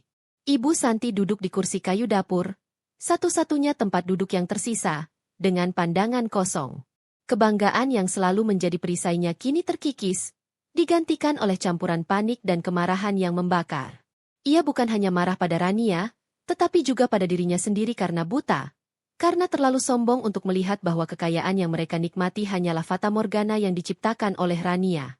Ia telah mengusir sumber kekayaan itu, dan kini harganya harus dibayar. Dito, di sisi lain, berada dalam kondisi yang jauh lebih parah. Dia mondar-mandir di ruang tamu yang gema. Teleponnya menempel di telinga. Dia telah mencoba menghubungi pengacara, akuntan, dan bahkan beberapa teman lama. Namun semua usahanya berujung pada penolakan atau jawaban yang samar. Berita tentang hilangnya jaminan pinjaman, lukisan agunan, telah menyebar cepat di lingkaran bisnisnya. Tidak ada yang mau berurusan dengan pria yang kolateralnya bisa menghilang dalam semalam. Tepat pada pukul 10, sebuah surat resmi mendarat di kotak masuk Dito. Itu adalah notifikasi dari bank, ditandatangani oleh kepala divisi kredit yang sebelumnya selalu ramah kepadanya. Bunyinya singkat, dingin, dan mematikan, permintaan pelunasan dipercepat, accelerated repayment request. Karena pelanggaran perjanjian pinjaman, hilangnya agunan primer, pinjaman modal kerja Dito dinyatakan default dan seluruh pokok pinjaman harus dilunasi dalam waktu 7 hari kerja. Jika gagal, bank akan memulai proses penyitaan dan lelang aset sekunder, yang tidak lain adalah rumah Surya Jaya itu sendiri. Dito merasa kakinya lemas. Kertas itu bukan hanya ancaman finansial. Itu adalah surat penggusuran yang akan merobek topeng kesuksesannya di depan seluruh kota. Risa, yang baru saja kembali dari klub dengan mata sembab, menyadari suasana tegang itu. Ia yang biasanya manja dan tidak peduli, kali ini merasa kengerian yang nyata. Apa yang terjadi? Ma? Kenapa rumah kita kosong? Kenapa Dito seperti orang gila? Risa menuntut penjelasan. Ibu Santi menceritakan semuanya. Mulai dari surat Rania hingga ancaman bank. Risa, yang hidupnya bergantung pada nama Suryajaya dan saldo bank yang tak terbatas, meledak. Ia tidak lagi melihat Ibu Santi sebagai ibunya yang berkuasa. Ia melihatnya sebagai arsitek kejatuhan mereka. Jadi, semua yang kita miliki itu dibayar oleh Rania? Semua kebohongan yang kita katakan pada teman-temanku, itu dibayar oleh dia. Risa berteriak, air mata marahnya lebih menghancurkan daripada air mata kesedihannya. Aku tidak bisa kembali ke kampus. Semua orang sudah tahu. Reputasiku hancur. Kalian menghancurkan hidupku. Pertengkaran hebat meletus, bukan antara Dito dan Ibu Santi, melainkan antara mereka bertiga. Mereka saling menyalahkan, memuntahkan semua kekesalan dan kebohongan yang terpendam selama bertahun-tahun. Kebohongan Dito tentang anggur, kesombongan Ibu Santi yang tidak pernah menghargai Rania, dan kemanjaan Risa yang tak tahu diri, semua menjadi pisau yang menusuk jantung keluarga itu. Dalam keputusasaan yang ekstrim, Dito memutuskan untuk melanggar nasihat pengacara Hartono. Dia harus berbicara dengan Rania. Dia harus memohon, mengancam, atau setidaknya mencoba negosiasi langsung. Dia mencari nomor Rania yang lama, berharap nomor itu masih aktif. Saat nada sambung berbunyi, jantung Dito berdebar kencang, menggabungkan harapan palsu dan ketakutan yang mendalam. Panggilan itu dijawab, tapi bukan Rania yang bicara. Halo, Anda menghubungi layanan telepon kantor hukum Fajar Rekanan. Ada yang bisa kami bantu? Suara seorang sekretaris wanita yang dingin dan profesional menyambutnya. Dito terdiam. Saya mencari Rania Adisti. Ini urusan pribadi. Nyonya Rania Adisti telah menginstruksikan bahwa semua komunikasi yang berkaitan dengan properti, sengketa, atau urusan pribadi dengan keluarga Suryajaya akan disalurkan melalui pengacara pribadinya. Saya akan menyambungkan Anda dengan Bapak Fajar, jawab sekretaris itu tanpa jeda. Dito merasa seolah-olah Rania baru saja menampar wajahnya. Dia tidak lagi layak mendapatkan perhatian Rania. Dia hanya masalah yang harus ditangani oleh tim hukum. Pengacara Fajar mengambil alih panggilan dengan nada yang sama sekali tidak bersahabat. Bapak Dito, saya harap Anda telah menerima surat kami. Apa yang bisa saya bantu terkait pelunasan dipercepat bank Anda? Tunggu, bagaimana Anda tahu tentang bank? Dito menuntut, terkejut. Fajar tertawa kecil. Suara keringnya beresonansi di telepon. Tentu saja kami tahu. Kami telah memantau keuangan Anda sejak 3 bulan lalu, Bapak Dito. Nyonya Rania tahu persis apa yang akan terjadi ketika jaminan itu hilang. Kami sudah menyiapkan proposal non-judicial settlement jika Anda ingin menghindari lelang rumah yang memalukan. Dito mencengkeram gagang telepon, giginya terkatup. Saya tidak akan menjual rumah itu. Itu warisan keluarga. Warisan apa, Bapak Dito? Anda tahu persis siapa yang membayar semua renovasi dan perabot di rumah itu. Mari kita hadapi kenyataan. Nyonya Rania tidak tertarik pada uang Anda. Dia tertarik pada keadilan. Dan keadilan mengharuskan topeng Anda jatuh. Fajar berhenti sejenak, membiarkan ancaman itu meresap. Jika Anda ingin bernegosiasi, siapkan bukti bahwa Anda mampu membayar pinjaman dalam waktu seminggu, atau kami akan bertemu di pengadilan. Jangan pernah lagi mencoba menghubungi Nyonya Rania secara pribadi. Ini adalah peringatan terakhir. Panggilan terputus. Dito melemparkan teleponnya ke sofa. Dia ambruk di karpet, napasnya memburu. Rania tidak hanya mengambil aset. Dia telah memprediksi dan memitigasi setiap langkah Dito, mengubah kelemahannya menjadi senjata terkuatnya. Ibu Santi mendekati Dito, tangannya gemetar. Ia menatap putranya, pria yang selalu ia banggakan karena kecerdasannya, kini terbaring tak berdaya. Dalam keheningan yang menyesakan itu, ia akhirnya melihat kenyataan. Rania bukan lagi istri Dito. Dia adalah musuh sejati. Kita harus melakukan sesuatu, Dito, bisik Ibu Santi, matanya kini berkilat dendam. Kita tidak boleh membiarkan dia mempermalukan kita di depan umum. Cari uang. Jual apapun yang tersisa. Kita harus menghentikan pelelangan rumah ini. Namun, di dalam hati Ibu Santi, Ada bisikan kecil yang menyakitkan. Dia menang. Rania Adisti, gadis yang selalu aku anggap remeh. Dia menang. Keruntuhan itu tidak hanya finansial, tetapi juga keruntuhan harga diri dan keyakinan diri mereka. Mereka telah memasuki medan perang yang tidak mereka mengerti, melawan seorang musuh yang telah merencanakan setiap detiknya sejak lama. Waktu berlalu dengan cepat. Setiap hari terasa seperti paku yang menancap di papan peti mati keluarga Surya Jaya. Dito gagal memenuhi permintaan pelunasan dipercepat dari bank. Usahanya menjual mobil mewah atau mencari pinjaman baru ditolak mentah-mentah. Tidak ada pengacara yang mau membela mereka, karena paper trail Rania terlalu bersih. Pada hari ke-8 setelah notifikasi bank, berita itu resmi. Bank telah memulai proses lelang rumah Surya Jaya. Meskipun lelang membutuhkan waktu berbulan-bulan, pengumuman ini segera menyebar di kalangan sosialita dan pebisnis elit. Keluarga Surya Jaya, yang selama ini dicontohkan sebagai kisah sukses, kini menjadi cerita peringatan tentang kejatuhan yang memalukan. Lingkaran pertemanan Ibu Santi yang sebelumnya ramai kini senyap. Panggilan telepon tidak lagi dijawab. Undangan pesta berhenti datang. Dalam 1 minggu, mereka diisolasi, dikeluarkan dari klub-klub sosial tempat mereka membangun reputasi. Mereka adalah aib yang harus dihindari. Risa adalah yang paling menderita. Saat ia mencoba menghadiri acara kampus, ia disambut bisikan, tatapan sinis, dan bahkan ejekan terbuka tentang putri yang tinggal di rumah tanpa furnitur yang dibayar oleh mantan istri suaminya. Risa pulang dalam keadaan hancur, menolak keluar kamar. Tepat pada hari pengumuman lelang rumah, sebuah pengumuman lain muncul di halaman depan surat kabar ekonomi lokal dan disiarkan di situs lelang high-end. Lelang koleksi seni of vintage pribadi, Rania Adisti. Pengumuman itu mencantumkan lukisan abstrak yang menjadi agunan Dito, seluruh koleksi anggur vintage, sofa Italia, dan vas kristal. Rania tidak hanya menjualnya. Dia membuatnya menjadi pertunjukan publik. Ini adalah langkah yang disengaja untuk memastikan seluruh kota tahu dari mana aset-aset itu berasal, dan siapa yang kini memiliki kendali. Hari pelelangan. Dito, dalam upaya terakhir untuk memahami, bersembunyi di sudut belakang ruang lelang kelas atas yang disewa Rania. Ruangan itu penuh sesak. Para pembeli terdiri dari kolektor, dealer, dan, yang paling menyakitkan, beberapa rekan bisnis Dito. Mereka semua tahu cerita di baliknya. Kehadiran Dito di sana adalah pengakuan diam-diam atas kekalahan dan rasa malu. Ketika lukisan abstrak itu dinaikkan ke podium, juru lelang dengan lantang membacakan deskripsi, menambahkan detail yang menusuk Dito. Lukisan ini, yang merupakan salah satu karya seni kontemporer terpenting, dibeli pada tahun 2018. Kami memiliki bukti pembelian yang diverifikasi. Penawaran dimulai.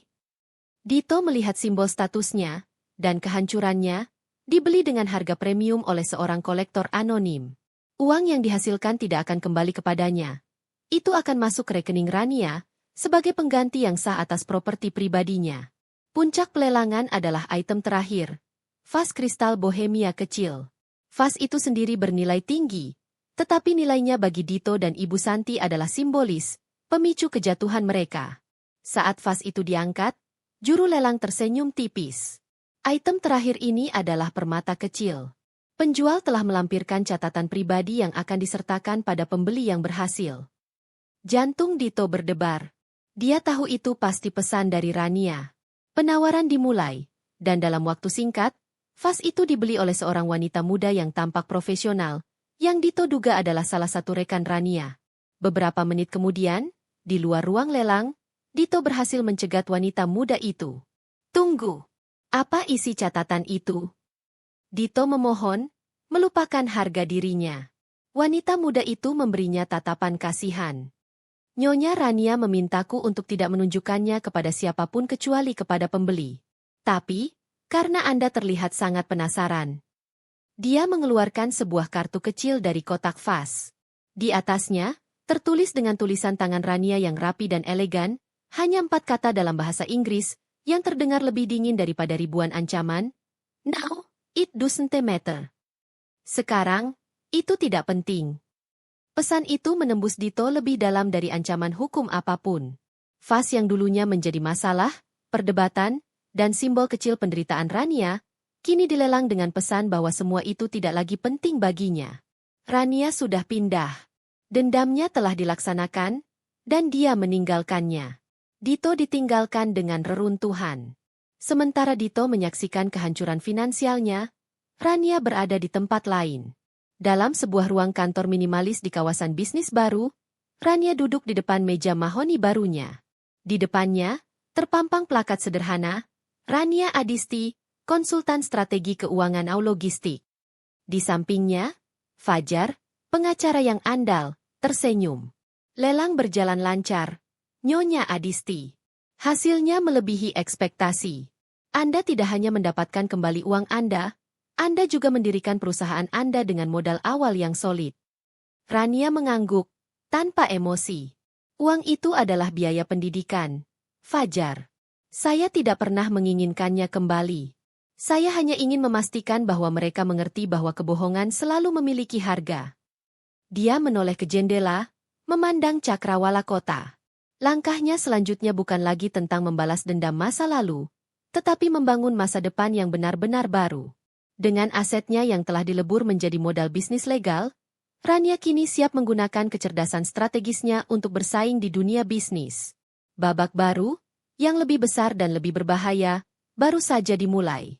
Dia telah menyelesaikan balas dendam pribadi dan kini siap untuk mengambil alih kekuasaan. Reruntuhan itu bukan metafora. Itu adalah realitas pahit yang mereka tinggali. Setelah bank secara resmi menyegel rumah Surya Jaya, Dito berhasil menyewa sebuah kontrakan kecil di pinggiran kota, jauh dari keramaian yang pernah mereka dominasi. Tempat itu sempit, berbau apek, dan, yang paling menyakitkan bagi mereka, anonim. Rumah lama mereka setidaknya merupakan panggung yang megah untuk sebuah tragedi.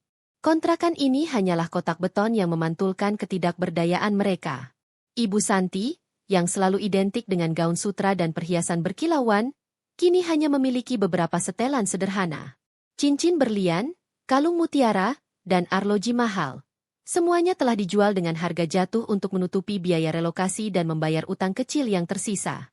Dia duduk di sudut dapur, menatap Dito yang sedang mencoba memperbaiki kipas angin tua. Dito, yang biasanya hanya memegang gadget mahal, kini tampak canggung dan frustrasi dengan obeng. Keheningan mereka tidak lagi damai. Itu adalah keheningan yang dipenuhi oleh kebencian yang mendidih, diarahkan sepenuhnya pada satu nama, Rania Adisti. Dia melakukannya dengan sengaja. Dito, suara Ibu Santi serak, nadanya lebih rendah dan lebih berbahaya dari sebelumnya. Vas itu, surat itu, now, it doesn't matter. Itu bukan hanya kekalahan. Itu adalah penghinaan yang dia ukir di dahi kita. Dito melempar obengnya ke lantai kayu. Aku tahu. Ma, menurutmu aku buta? Dia menghancurkanku. Dia tahu kelemahanku, dan dia menggunakan kecintaanku pada kemewahan untuk menjeratku. Semua yang aku nikmati selama ini adalah racun yang dia berikan dengan senyum. Risa, yang keluar dari kamar kecil yang pengap, tampak kuyu. Kehilangan status sosial jauh lebih parah daripada kehilangan uang baginya. Dia tidak bisa lagi menghadiri pesta, bahkan kafe di dekat rumah lamanya pun terasa seperti zona bahaya. Aku melihat postingan di media sosial. Bisiknya pahit. Salah satu teman lama kita memposting foto dengan lukisan kita. Dia menulis, barang warisan dari pelelangan yang sangat menarik. Mereka menertawakan kita.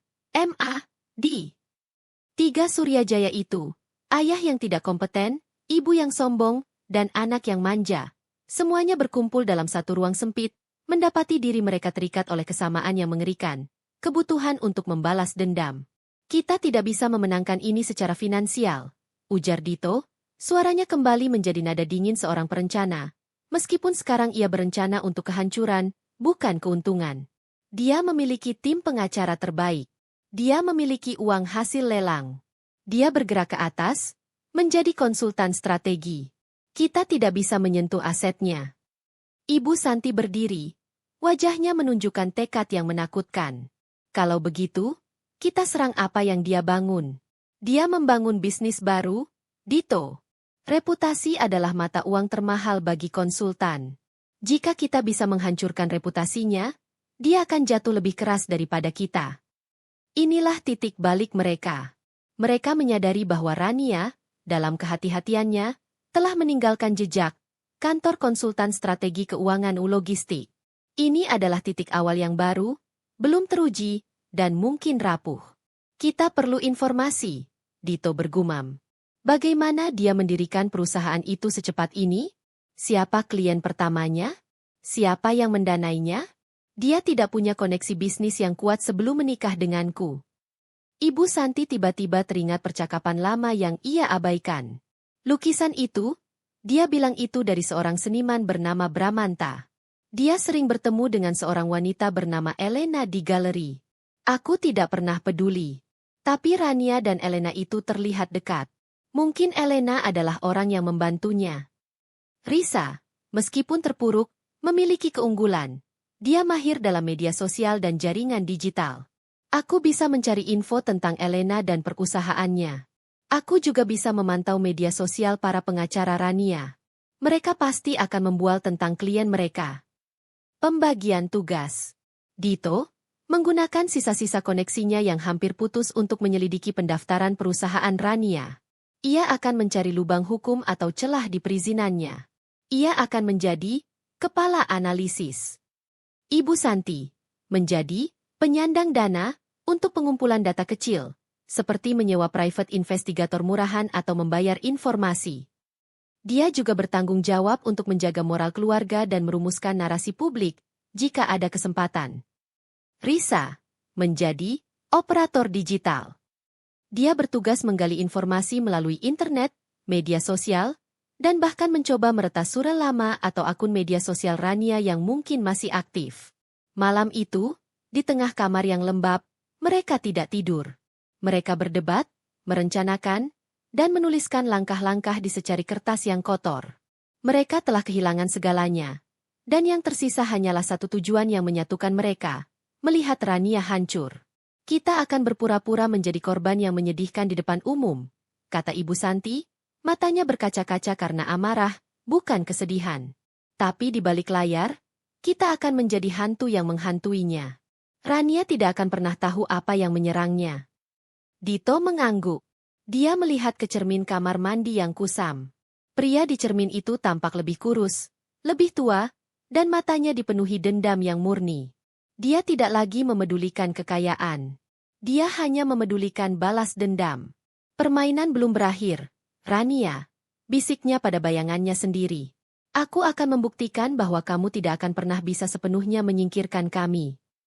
Di jantung distrik bisnis baru, kantor konsultan strategi keuangan logistik milik Rania Adisti berdiri sebagai simbol kebangkitan yang dingin dan elegan. Interior kantor itu didominasi oleh warna monokrom, mencerminkan kepribadian Rania, efisien, tanpa basa-basi, dan fokus. Rania duduk di ruang konferensi, memimpin pertemuan dengan klien pertamanya yang signifikan, PT Tunas Logistik, sebuah perusahaan logistik yang telah beroperasi selama 20 tahun namun kini tersendat oleh inefisiensi biaya yang akut dan sistem manajemen rantai pasok yang usang. Tuan Bimo, Rania memulai, suaranya tenang dan tegas. Masalah utama Anda bukan volume, tetapi biaya tertanam dalam proses logistik Anda. Dari analisis data 3 bulan terakhir, 40% dari biaya operasional Anda berasal dari debt miliage dan manajemen inventaris yang buruk. Kami tidak akan hanya memotong biaya. Kami akan merevolusi alur kerja Anda.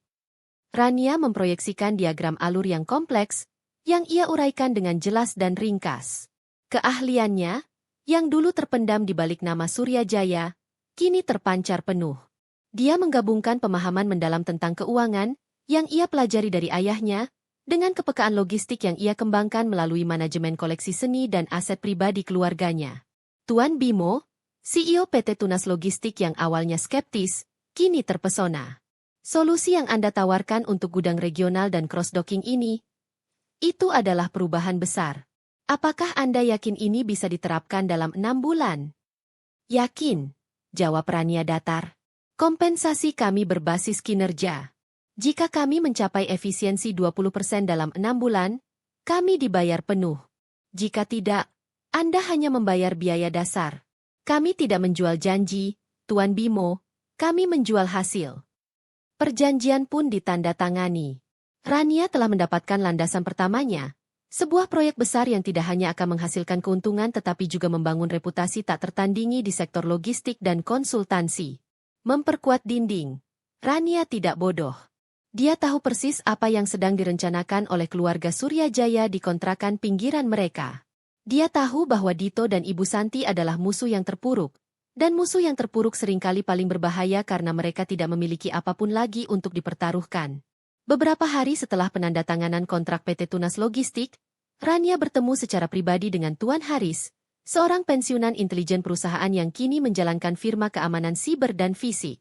"Bagaimana progres pengawasan?" tanya Rania, menyeruput teh hijau dengan tenang. Tuan Haris, seorang pria parubaya dengan mata yang tajam dan sikap hati-hati, membuka sebuah tablet di hadapannya. Mereka pindah ke kontrakan di daerah Cempaka, jauh dari pantauan. Mereka menjual barang-barang kecil terakhir mereka. Secara finansial, mereka sudah habis. Namun, secara moral, mereka baru saja mendapatkan bahan bakar baru. Dia menampilkan tangkapan layar dari pesan chat Risa dengan seorang mantan teman sekelas, yang bernada provokatif dan mencari informasi tentang investor misterius di balik perusahaan Rania. Dito mencoba menghubungi beberapa mantan karyawannya untuk mencari celah dalam pendaftaran perusahaan Anda, lanjut Tuan Haris. Ibu Santi mulai menyebarkan narasi samar di grup sosialita yang tersisa, menggambarkan dirinya sebagai korban dari kebrutalan Anda. Itu upaya untuk menciptakan simpati publik. Rania tersenyum tipis. Mereka prediktable. Mereka menyerang reputasi. Itu wajar. Tugas Anda, Tuan Haris, bukan hanya mengawasi, tetapi mengendalikan narasi.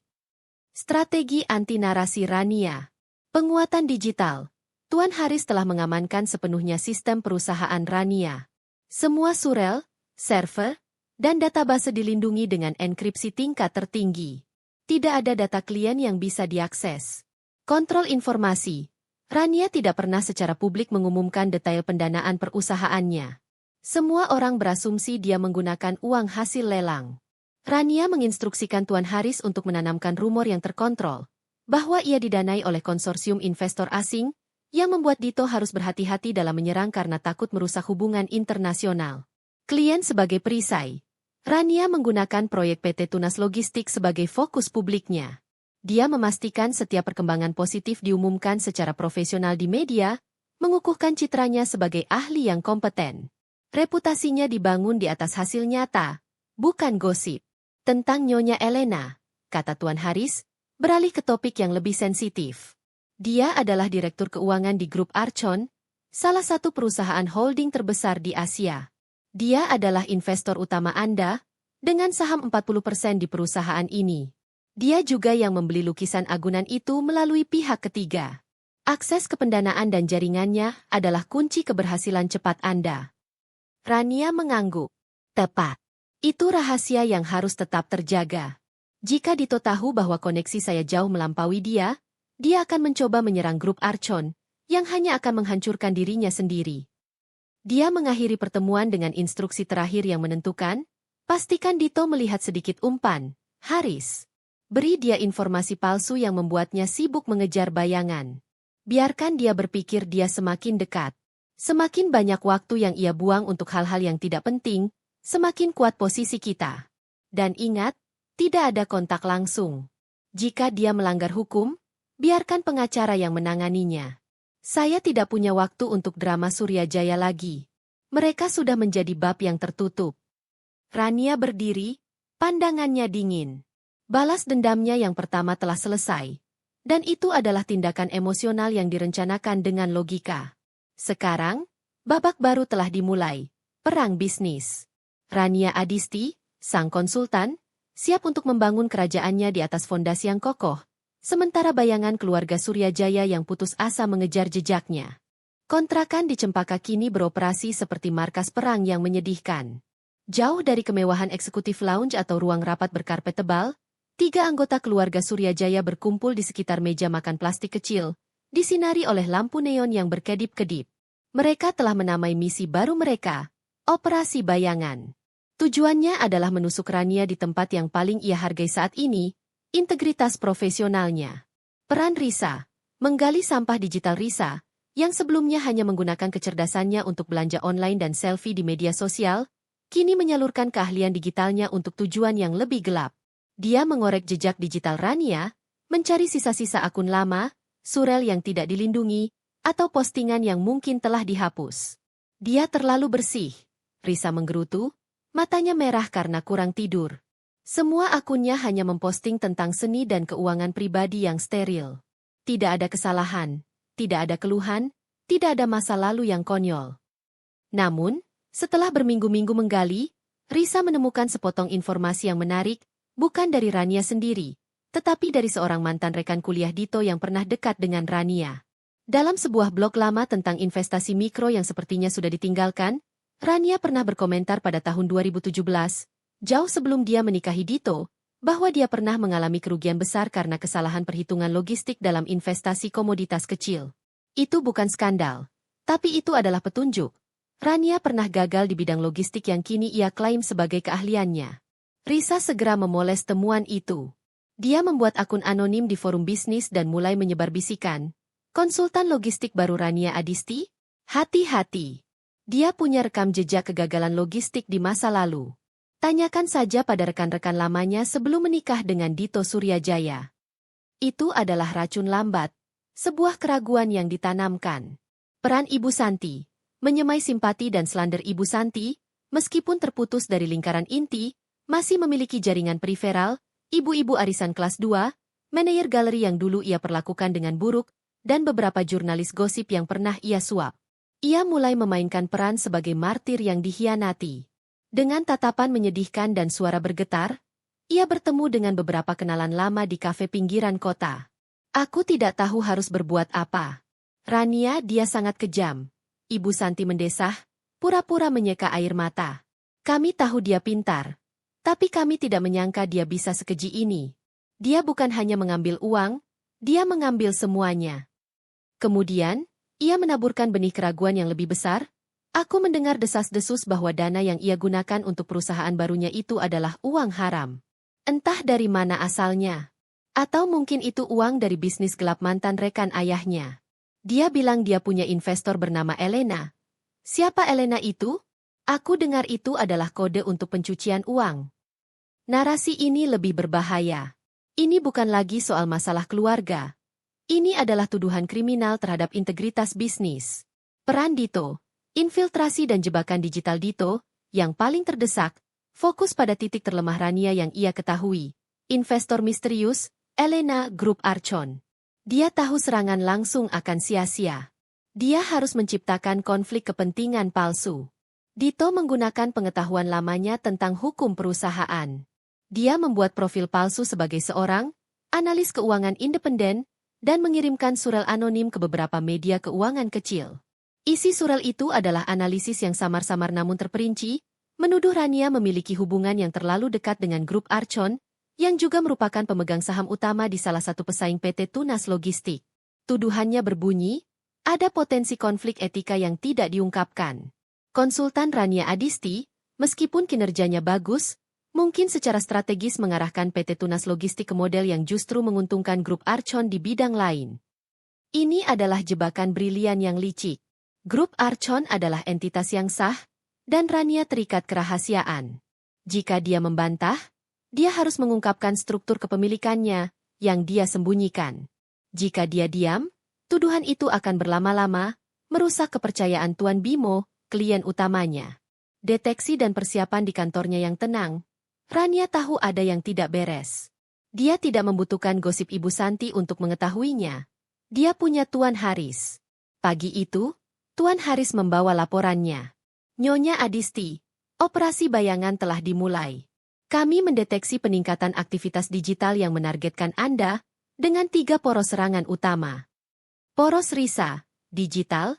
Kami menemukan jejak Risa Suryajaya menyebarkan informasi tentang kegagalan logistik masa lalu Anda di forum bisnis. Itu berasal dari blog lama yang kurang penting. Poros Ibu Santi, sosial. Ibu Santi menyebarkan desas-desus pencucian uang melalui jaringan sosialnya yang tersisa. Ini menimbulkan kebisingan, tetapi tanpa bukti. Poros Dito, legal finansial, yang paling serius. Dito Suryajaya menyebarkan analisis anonim tentang konflik kepentingan grup Archon. Ini berpotensi memicu pertanyaan dari Dewan Direksi PT Tunas Logistik. Ini cerdas. Dia menyerang kebenaran yang Anda sembunyikan. Rania mendengarkan dengan tenang. Dia tidak menunjukkan kemarahan, hanya ketidakpuasan yang profesional. Jadi, Dito mencoba membuat saya mengungkap investor saya atau kehilangan kredibilitas. Dia benar-benar belajar dari kesalahan masa lalunya. Setidaknya, dia tidak hanya memohon. Apa langkah kita? Tanya Tuan Haris. Rania mengambil pena dan menggarisbawahi poin grup Archon di laporan itu.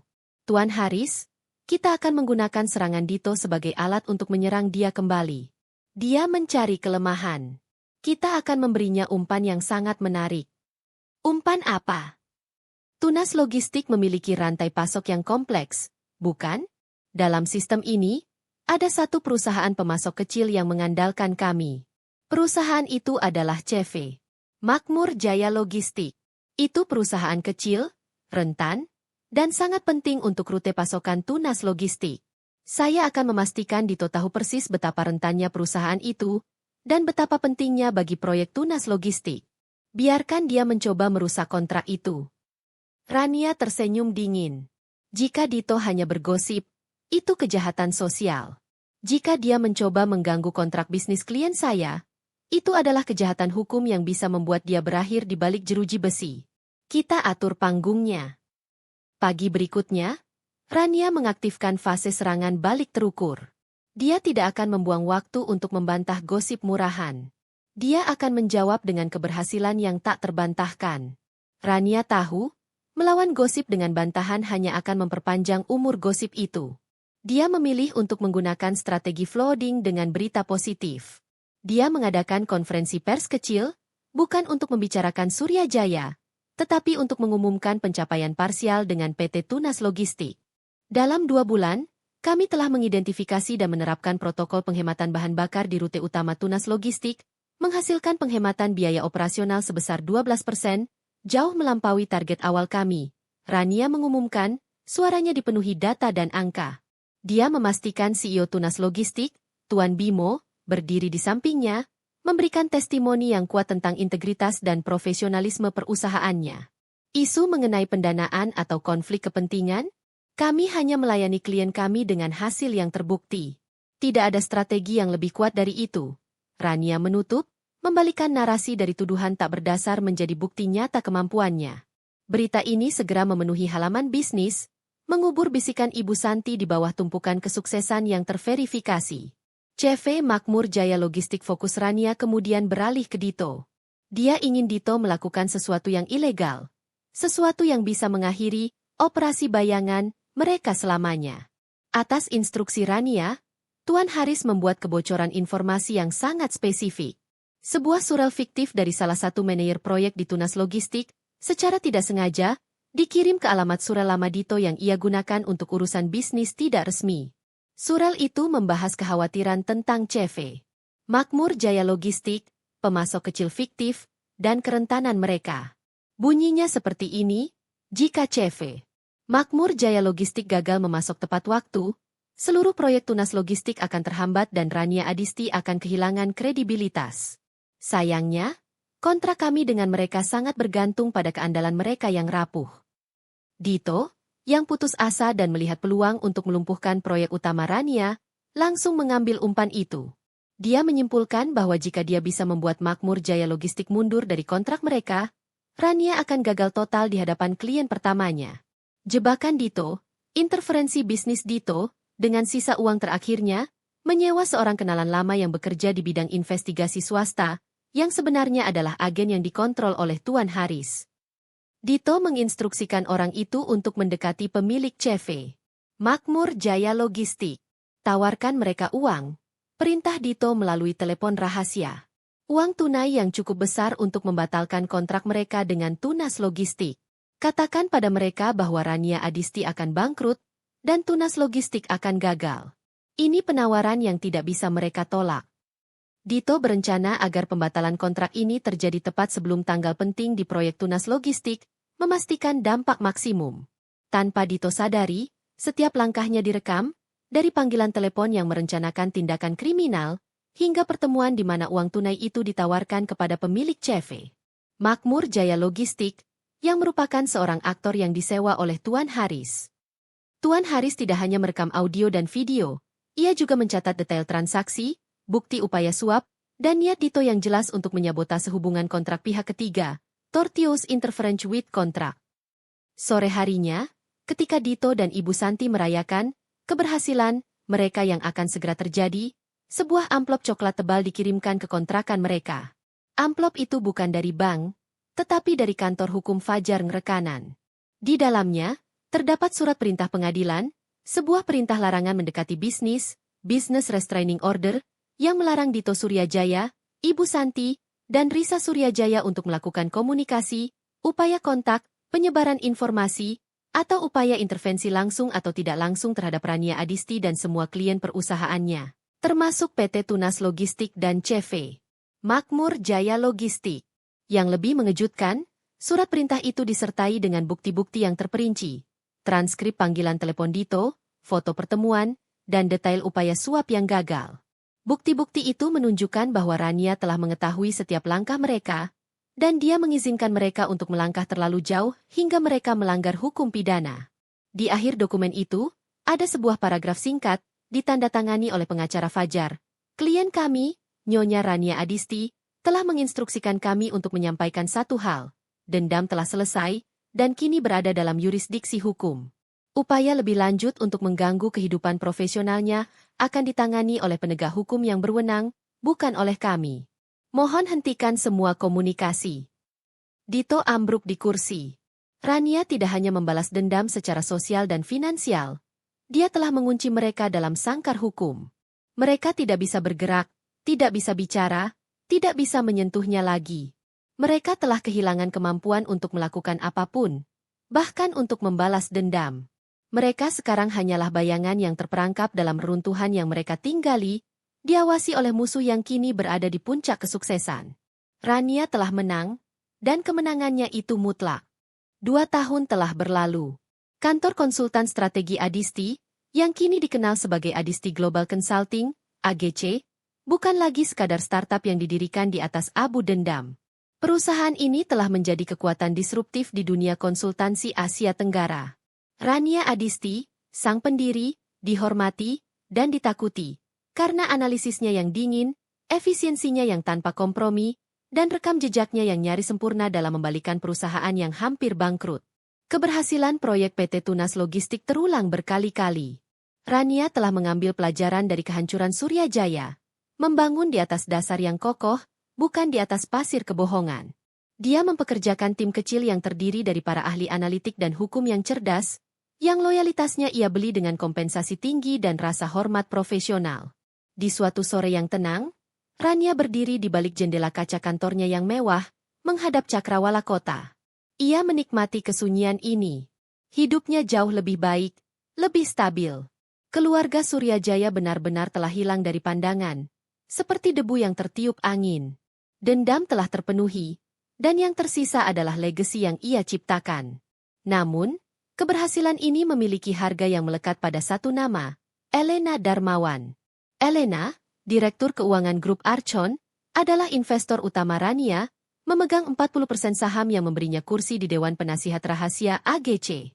Hubungan mereka, yang dimulai dari simpati dan dukungan finansial, perlahan berubah menjadi ketergantungan yang rumit.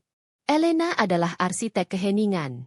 Dia tidak pernah ikut campur dalam operasional harian AGC, tetapi setiap 2 bulan sekali, dia akan mengarahkan Rania pada proyek tertentu, proyek yang sangat menguntungkan, tetapi selalu memiliki korelasi strategis dengan kepentingan grup Archon.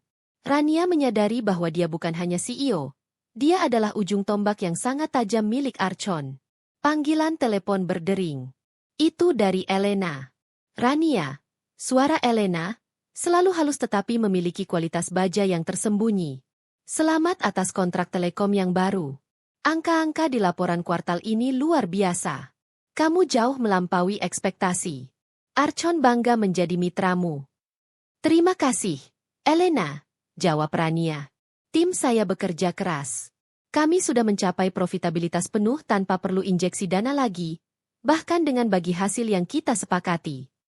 Itulah yang akan kita bicarakan, kata Elena. Tentu saja, kamu tidak perlu dana lagi. Tapi Archon memiliki kebutuhan yang berbeda, dan dengan itu, akan ada imbalan yang berbeda pula. Elena kemudian menjelaskan. Grup Archon sedang bersiap untuk melakukan akuisisi agresif terhadap Nusantara Holding, sebuah konglomerat logistik dan infrastruktur yang sudah lama menjadi pesaing mereka. Nusantara Holding terlalu besar untuk dibeli langsung, jadi Archon berencana memisahkan salah satu aset terpenting Nusantara, PT Samudra Biru, perusahaan anak yang mengelola pelabuhan dan armada kapal. Kami butuh HGC untuk melakukan due diligence menyeluruh pada Samudra Biru, jelas Elena. Tetapi ini bukan due diligence biasa. Kami ingin kamu menemukan lubang sistemik mereka, celah di sistem manajemen, kontaminasi utang tersembunyi, atau kelemahan rantai pasok yang dapat dieksploitasi untuk menurunkan valuasi mereka secara drastis. Rania merasakan dingin menjalar di punggungnya. Ini bukan lagi konsultasi untuk perbaikan. Ini adalah spionase industri berkedok analisis. Elena, tim saya melakukan audit integritas. Kami tidak bisa memalsukan hasil atau memutarbalikkan data untuk tujuan penurunan nilai. Rania mencoba menolak. Tawa kecil terdengar dari ujung telepon. Aku tidak memintamu memalsukan. Sayang. Aku memintamu untuk fokus. Semua perusahaan besar memiliki celah. Tugasmu adalah menemukannya dan mempresentasikannya sedemikian rupa sehingga Dewan Direksi Nusantara akan panik dan terpaksa menjual Samudra Biru. Anggap saja ini balas dendamu pada standar bisnis yang kotor. Lagi pula, kamu tahu betul bagaimana rasanya membangun sesuatu yang palsu. Elena menyentuh titik sensitif Rania, mengingatkannya bahwa ia sendiri pernah terlibat dalam kehancuran yang kotor. Komisi untuk proyek ini, tambah Elena, nadanya berubah menjadi iming-iming yang kuat, adalah 2 kali lipat tarif normal AGC. Dan sebagai bonus tambahan, Archon akan menanggung semua sisa utang legal yang kamu kumpulkan untuk pelunasan Surya Jaya, membersihkan neraca pribadimu sepenuhnya. Itu hadiah kebebasanmu. Rania terdiam. Kebebasan. Ia pikir ia sudah bebas. Tetapi Elena menunjukkan kepadanya bahwa ada satu rantai terakhir yang belum terputus. Aku akan memikirkannya, kata Rania, suaranya tegang. Jangan terlalu lama, Rania, tutup Elena. Waktu adalah uang, dan Archon tidak suka menunggu. Kamu tahu konsekuensinya jika kamu mengecewakan kami. Kami adalah alasan mengapa kamu berada di atas, bukan? Panggilan terputus. Rania kembali menghadap ke jendela, tetapi pemandangan yang tadinya indah kini terasa seperti jeruji emas. Ia telah menukar belenggu pernikahan dengan Dito dengan belenggu utang kepada grup Archon, sebuah entitas yang jauh lebih kuat dan lebih gelap. Ia bertanya-tanya, apakah dendam telah mengubahnya menjadi monster yang ia benci, hanya dengan dasi yang lebih rapi. Keesokan harinya, Rania memanggil tim inti AGC, kecuali satu orang. Dia mempresentasikan proyek Samudra Biru sebagai due diligence yang sangat sensitif dan rahasia, menekankan perlunya fokus pada risk mitigation dan hidden liabilities. Namun, seorang analis muda, Ardan, seorang lulusan terbaik yang memiliki mata yang jernih dan idealis, menanyai Rania setelah rapat.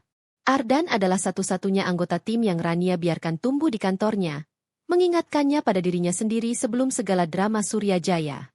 Nyonya Rania, kata Ardan, memegang ringkasan proyek di tangannya. Struktur permintaan di sini terasa aneh. Mengapa klien kita, yang merupakan pemodal, begitu terfokus pada mencari kerugian daripada nilai sinergi? Laporan ini meminta kita untuk menyoroti potensi kegagalan operasional dan memprediksi gugatan hukum, bukan menilai potensi pasar. Rania, yang terbiasa dengan kepatuhan buta, merasa terganggu oleh pertanyaan Ardan yang jujur. Tuan Ardan, Archon adalah investor yang sangat berhati-hati. Tugas kita adalah memberikan gambaran risiko paling buruk agar mereka siap menghadapi skenario terburuk. Tapi bukankah kita tahu bahwa Nusantara Holding sedang dipersiapkan untuk akuisisi paksa? Ardan menatapnya, tanpa gentar. Jika kita menemukan kerugian kecil dan menyajikannya sebagai risiko sistemik yang dapat menghancurkan bisnis, itu bukan audit risiko, Nyonya Rania. Itu adalah amunisi untuk menurunkan harga secara tidak etis. Itu spionase berbayar. Rania merasakan darahnya mendidih, bukan karena marah pada Ardan, tetapi karena marah pada kebenaran kata-katanya. Dia hampir lupa rasanya menghadapi integritas murni. Anda tidak perlu mengkhawatirkan etika transaksi klien kami, Ardan, jawab Rania tajam. Anda hanya perlu fokus pada data dan analisis yang kami minta. Jika Anda merasa ini melanggar kode etik pribadi Anda bebas untuk menolak keterlibatan dalam proyek ini. Ardan menghela napas, kecewa tetapi tegas. Saya akan menyelesaikannya sesuai standar profesional tertinggi. Tetapi jika laporan ini digunakan untuk tujuan manipulatif, saya tidak akan menandatanganinya atas nama integritas data. Keberanian Ardan menghantam Rania. Dia telah berjuang keras untuk membersihkan namanya. Tetapi kini dia dihadapkan pada pilihan untuk mengorbankan integritasnya demi kebebasan finansial dari Elena. Jika dia menolak, Elena bisa menarik investasi, menghancurkan reputasinya dengan menuduhnya melanggar kesepakatan rahasia, atau bahkan mengungkap beberapa manuver abu-abu dalam proses kehancuran Surya Jaya. Rania akhirnya memutuskan untuk mengambil proyek itu, tetapi dengan modifikasi halus. Dia akan melakukan due diligence dengan standar yang diminta Archon, namun dia akan melakukan kontrol ketat pada presentasi akhir. Mencari bukti tersembunyi, Rania memimpin tim kecil dan melakukan penyelidikan terperinci ke PT Samudra Biru. Rania, yang mahir dalam keuangan tersembunyi, menemukan apa yang Archon inginkan, kelemahan besar dalam struktur operasional Samudra Biru. Mereka menggunakan sistem manajemen aset, AMS, usang yang rentan terhadap cyber attack dan memiliki off-balance sheet liabilities yang signifikan terkait dengan pensiun karyawan di beberapa cabang pelabuhan lama. Temuan itu legal, benar, dan mematikan. Rania bisa menyajikannya sedemikian rupa sehingga Samudra Biru terlihat seperti bom waktu yang siap meledak di tangan Nusantara Holding. Namun, di tengah tumpukan data, Rania juga menemukan sesuatu yang lain, potensi nilai sinergi yang luar biasa. Jika Archon menginvestasikan $50 juta untuk modernisasi AMS dan menanggung kewajiban pensiun tersebut, Samudra Biru akan menjadi perusahaan logistik pelabuhan yang paling efisien di Asia. Nilai jangka panjangnya jauh melampaui kerugian jangka pendek yang ingin dieksploitasi Elena. Pertarungan dengan Elena. Rania mengatur pertemuan di restoran mewah yang privat dengan Elena. Dia membawa 2 draft laporan. Aku menemukan kelemahan yang kamu cari, Elena, kata Rania, wajahnya tanpa emosi. PT Samudra Biru memiliki hidden liabilities sebesar $35 juta dan sistem yang rentan. Aku bisa menyajikan ini besok di hadapan Nusantara Holding dan valuasi mereka akan jatuh hingga 20%. Laporan A, amunisi. Fantastis. Senyum Elena melebar. Wajahnya memancarkan kepuasan yang dingin. Itu sebabnya aku menginvestasikan uang padamu, Rania. Kamu tidak pernah mengecewakan. Tetapi, Rania mengambil napas, aku juga menyiapkan laporan B. Rania menunjukkan draft laporan kedua. Laporan B ini menyajikan Samudra Biru sebagai sleeping giant. Dengan investasi Archon yang terukur, nilai perusahaan ini bisa berlipat ganda dalam 3 tahun. Jika kamu membeli di harga diskon, dan kemudian berinvestasi pada sistem baru, pengembalian jangka panjangnya jauh lebih besar. Ini adalah rencana yang berintegritas dan lebih menguntungkan. Wajah Elena berubah dingin. Aku tidak memintamu untuk mengajariku tentang nilai jangka panjang, Rania. Aku memintamu untuk membawakanku amunisi yang paling kotor dan paling tajam yang kamu miliki. Aku ingin harga jatuh sekarang. Aku ingin Nusantara Holding merasakan tekanan. Kamu bisa menghancurkan mereka sekarang dengan laporan A. Atau kamu bisa memiliki aset yang mendominasi pasar selama 10 tahun dengan laporan B. Balas Rania, nada suaranya berubah tegas, seolah ia sedang bernegosiasi untuk kliennya sendiri. Aku telah mengakhiri dendamku. Elena, aku tidak akan membangun kerajaanku di atas kehancuran orang lain lagi, apalagi untuk kepentinganmu. Aku adalah konsultan, bukan agen sabotage. Ketegangan di meja itu mencekik. Elena meletakkan garpunya, matanya menatap tajam ke mata Rania. Kamu melupakan satu hal, Rania.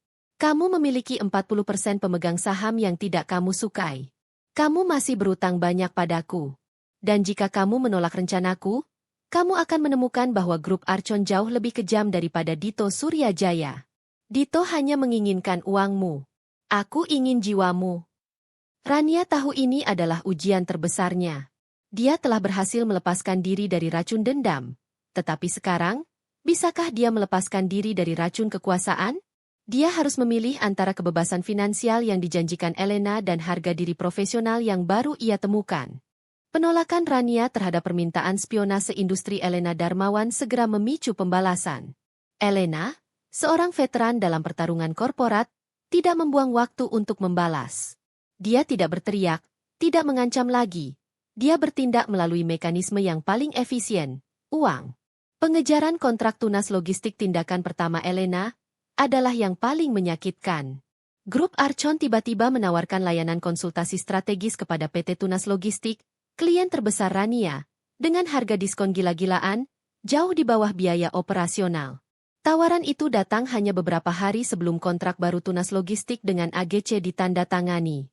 Tuan Bimo, CEO Tunas Logistik, yang telah menjadi teman sekaligus klien setia Rania, menelepon Rania dengan cemas. Rania, saya terkejut. Archon menawarkan untuk mengambil alih seluruh restrukturisasi logistik dengan biaya sepertiga dari yang kamu tawarkan. Aku tahu pekerjaanmu tak tertandingi, tetapi Dewan Direksi kami mempertanyakan, mengapa ada tawaran yang begitu agresif dari raksasa seperti Archon? Ini bukan tentang bisnis, Tuan Bimo, jawab Rania, suaranya tetap tenang meskipun hatinya berpacu.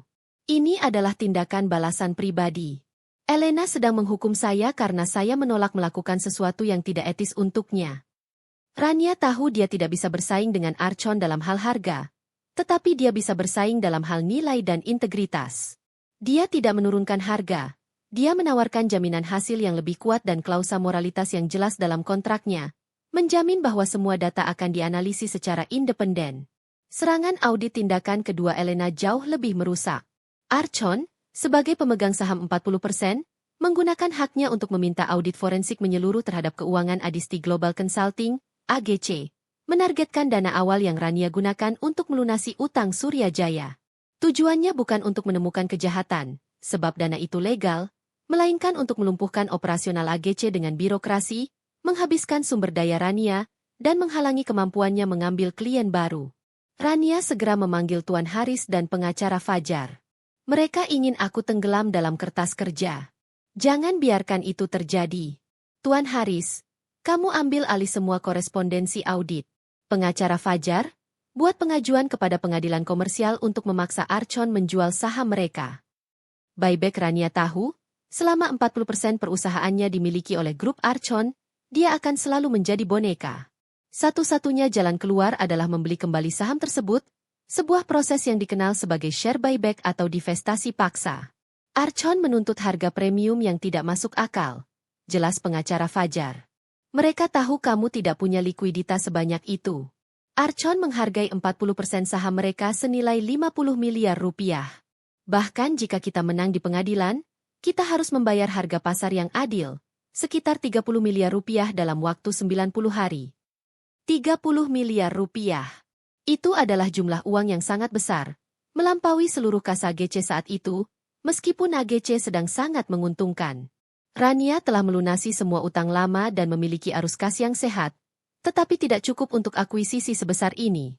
Lakukan saja. Rania memotong, matanya menunjukkan tekad dingin yang sama saat ia memutuskan untuk menghancurkan Surya Jaya. Ajukan proses divestasi. Aku akan mencari dananya. Aku akan benar-benar bebas, atau aku akan hancur total, dan aku memilih kebebasan. Rania tahu, untuk mendapatkan modal sebesar itu, dia harus mengambil risiko terbesarnya. Dia harus membuka diri kepada investor baru, dan kali ini, dia harus melepaskan sepenuhnya masa lalunya. Rania memasuki fase yang paling rentan dalam karir profesionalnya, mengemis modal. Dia tidak bisa meminjam dari bank tradisional, karena ancaman Archon telah menyebar. Bank-bank besar menolak dengan sopan, takut grup Archon akan membalas dengan menarik semua bisnis mereka dari bank tersebut. Pertemuan rahasia dengan Bimo dalam keputusasaan, Rania menemui Tuan Bimo dari PT Tunas Logistik. Mereka bertemu di tempat rahasia, sebuah klub golf tua yang sepi. Rania menyajikan data AGC yang transparan, profitabilitas tinggi, pertumbuhan stabil, tetapi terancam oleh konflik kepentingan dengan pemegang saham minoritas, Archon. Saya perlu 30 miliar rupiah dalam bentuk pinjaman atau investasi. Rania menjelaskan terus terang. Jika Archon menang, mereka akan menguasai perusahaan saya, dan integritas bisnis Anda akan diragukan karena Anda bekerja sama dengan saya. Tetapi jika saya menang, Anda mendapatkan konsultan yang benar-benar independen dan loyal. Tuan Bimo menggeleng. Saya percaya padamu, Rania, sungguh. Tetapi Dewan Direksi Tunas tidak akan pernah mengizinkan investasi sebesar itu untuk tujuan divestasi pribadi. Maafkan saya. Archon terlalu kuat. Rania merasa putus asa. Saat Tuan Bimo berdiri untuk pergi, dia mengucapkan kalimat perpisahan yang samar. Rania, ingatkah kamu pernah bertanya kepadaku tentang rekan lama ayahmu, Bapak Surya? Aku mendengar dia meninggalkan beberapa aset kepada orang-orang terdekat yang pernah ia bantu di masa lalu, sebagai warisan yang tidak tercatat. Coba cari tahu. Harta yang terlupakan, kata-kata Tuan Bimo menghidupkan kembali memori lama Rania. Dia ingat ayahnya pernah menyebut, sebidang tanah yang selalu menghasilkan, yang dia berikan kepada ibu saat kami kecil, sebagai pegangan masa depan. Rania mulai menyelidiki catatan properti ibunya, yang selama ini ia abaikan karena sibuk dengan dendam. Setelah mencari di arsip-arsip lama, Rania menemukan akta properti yang tersembunyi. Itu bukan uang tunai, atau saham. Itu adalah sebidang tanah kecil di pinggiran kota yang kini telah berubah menjadi kawasan industri yang berkembang pesat. Tanah itu telah diberikan kepada ibunya sebagai bagian dari investasi komunitas oleh rekan bisnis ayahnya, Bapak Surya, puluhan tahun yang lalu, yang kini bernilai jauh di atas harga pasar. Nilai taksiran resminya? 20 miliar rupiah. Ini adalah aset yang tidak diketahui oleh Surya Jaya, bahkan oleh Archon. Aset yang murni, bersih, dan merupakan warisan nyata dari integritas ayahnya, yang kini menjadi penyelamatnya. Rania segera menggunakan akta tanah itu sebagai jaminan, kolateral, untuk mendapatkan pinjaman komersial darurat sebesar 25 miliar rupiah dari bank swasta yang lebih kecil, yang tidak memiliki konflik langsung dengan Archon. Dengan pinjaman itu, dan kas internal AGC yang tersisa, Rania hampir mencapai target 30 miliar rupiah. Dia kemudian menjual laporan B yang telah ia buat dengan jujur tentang Samudra Biru, bukan kepada Archon, tetapi kepada salah satu pesaing Archon yang lebih kecil, Grup Merdeka, dengan harga premium. Grup Merdeka sangat menghargai integritas dan analisis Rania. Dengan total 31 miliar rupiah yang terkumpul dalam waktu singkat, Rania siap menghadapi Archon di pengadilan. Pada hari penentuan di pengadilan komersial, suasana tegang.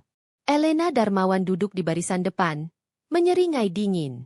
Dia yakin Rania tidak akan mampu mengumpulkan dana untuk membeli kembali sahamnya sesuai tenggat waktu yang ditetapkan. Serangan balik Archon, menjelang batas waktu. Sehari sebelum Rania harus menyetor dana buyback ke rekening escrow pengadilan, Elena melancarkan serangan terakhir. Archon merilis laporan media palsu melalui saluran berita keuangan yang dikendalikan oleh mereka. Laporan itu menuduh HGC memiliki masalah tata kelola perusahaan yang serius dan memprediksi bahwa Rania akan gagal bayar pada utang pinjaman yang baru ia ambil, yang dijamin oleh aset yang terlalu dilebih-lebihkan nilainya. Tujuannya, menciptakan kepanikan pasar, menekan Bank Rania untuk menarik pinjamannya, dan menyebabkan Rania gagal menyetor dana tepat waktu. Ardan pada saat yang kritis ini, Ardan, analis muda idealis yang Rania tegur di bab 18, turun tangan. Ardan dan timnya telah mengerjakan analisis internal yang membuktikan kesehatan finansial AGC. Tanpa sepengetahuan Rania, Ardan menerbitkan laporannya sendiri di platform analis independen. Judul laporannya, Adisti Global Consulting, Nilai Sejati di Balik Kebisingan, The True Value Beyond the Noise. Ardan menyajikan data yang bersih, menunjukkan arus kas yang kuat, profitabilitas tak tertandingi, dan potensi pertumbuhan 100% jika Archon didepak. Dia secara implisit membantah setiap poin negatif dari laporan media palsu Archon. Laporan Ardan, yang jujur dan didukung oleh data valid, segera menyebar di komunitas investasi. Investor independen menyambut baik transparansi tersebut, dan kekacauan pasar segera mereda. Bank Rania, yang melihat dukungan dari komunitas investasi, tetap tenang. Kemenangan di meja hijau di ruang sidang, pengacara Fajar menyerahkan bukti transfer bank senilai 30 miliar rupiah kepada panitera pengadilan. Wajah Elena berubah pucat. Dia telah menginvestasikan segalanya untuk menghancurkan Rania, tetapi Rania, dengan warisan yang tak terduga dan integritas timnya, berhasil bertahan. Hakim mengetuk palu. Gugatan divestasi Rania Adisti dikabulkan. Grup Archon diperintahkan untuk mentransfer 40% saham AGC kepada Rania, dan dana 30 miliar rupiah akan segera dicairkan kepada Archon. Elena meninggalkan ruang sidang tanpa berkata apa-apa. Kali ini, kekalahannya bukanlah kehancuran, tetapi pengekangan yang mutlak. Dia tidak bisa lagi menyentuh Rania. Sisa-sisa Suryajaya beberapa hari kemudian, pengacara Fajar menerima surel dari kontrakan lama di Cempaka. Itu adalah permintaan Dito untuk mencabut perintah larangan mendekati bisnis, menjanjikan bahwa mereka tidak akan pernah mengganggu Rania lagi. Pengacara Fajar hanya mengirimkan satu kalimat balasan yang ketus. Perintah pengadilan masih berlaku. Kegagalan untuk mematuhi akan mengakibatkan penuntutan. Jangan hubungi kami lagi. Dito Suryajaya dan keluarganya, yang telah menghabiskan semua sisa uang mereka untuk membayar pengacara yang tak berguna untuk melawan Rania secara hukum, kini terjebak selamanya dalam kemiskinan dan isolasi yang mereka ciptakan sendiri. Mereka telah menjadi peringatan bisu, tak relevan bagi kehidupan Rania. Rania berdiri di ruang rapat baru AGC, yang kini memamerkan logo perusahaan baru, Adisti Global Consulting 100% milik Rania Adisti. Ini bukan lagi sekadar perusahaan. Ini adalah monumen integritas dan kemauan keras. Sehari setelah pengadilan, Rania memanggil Ardan.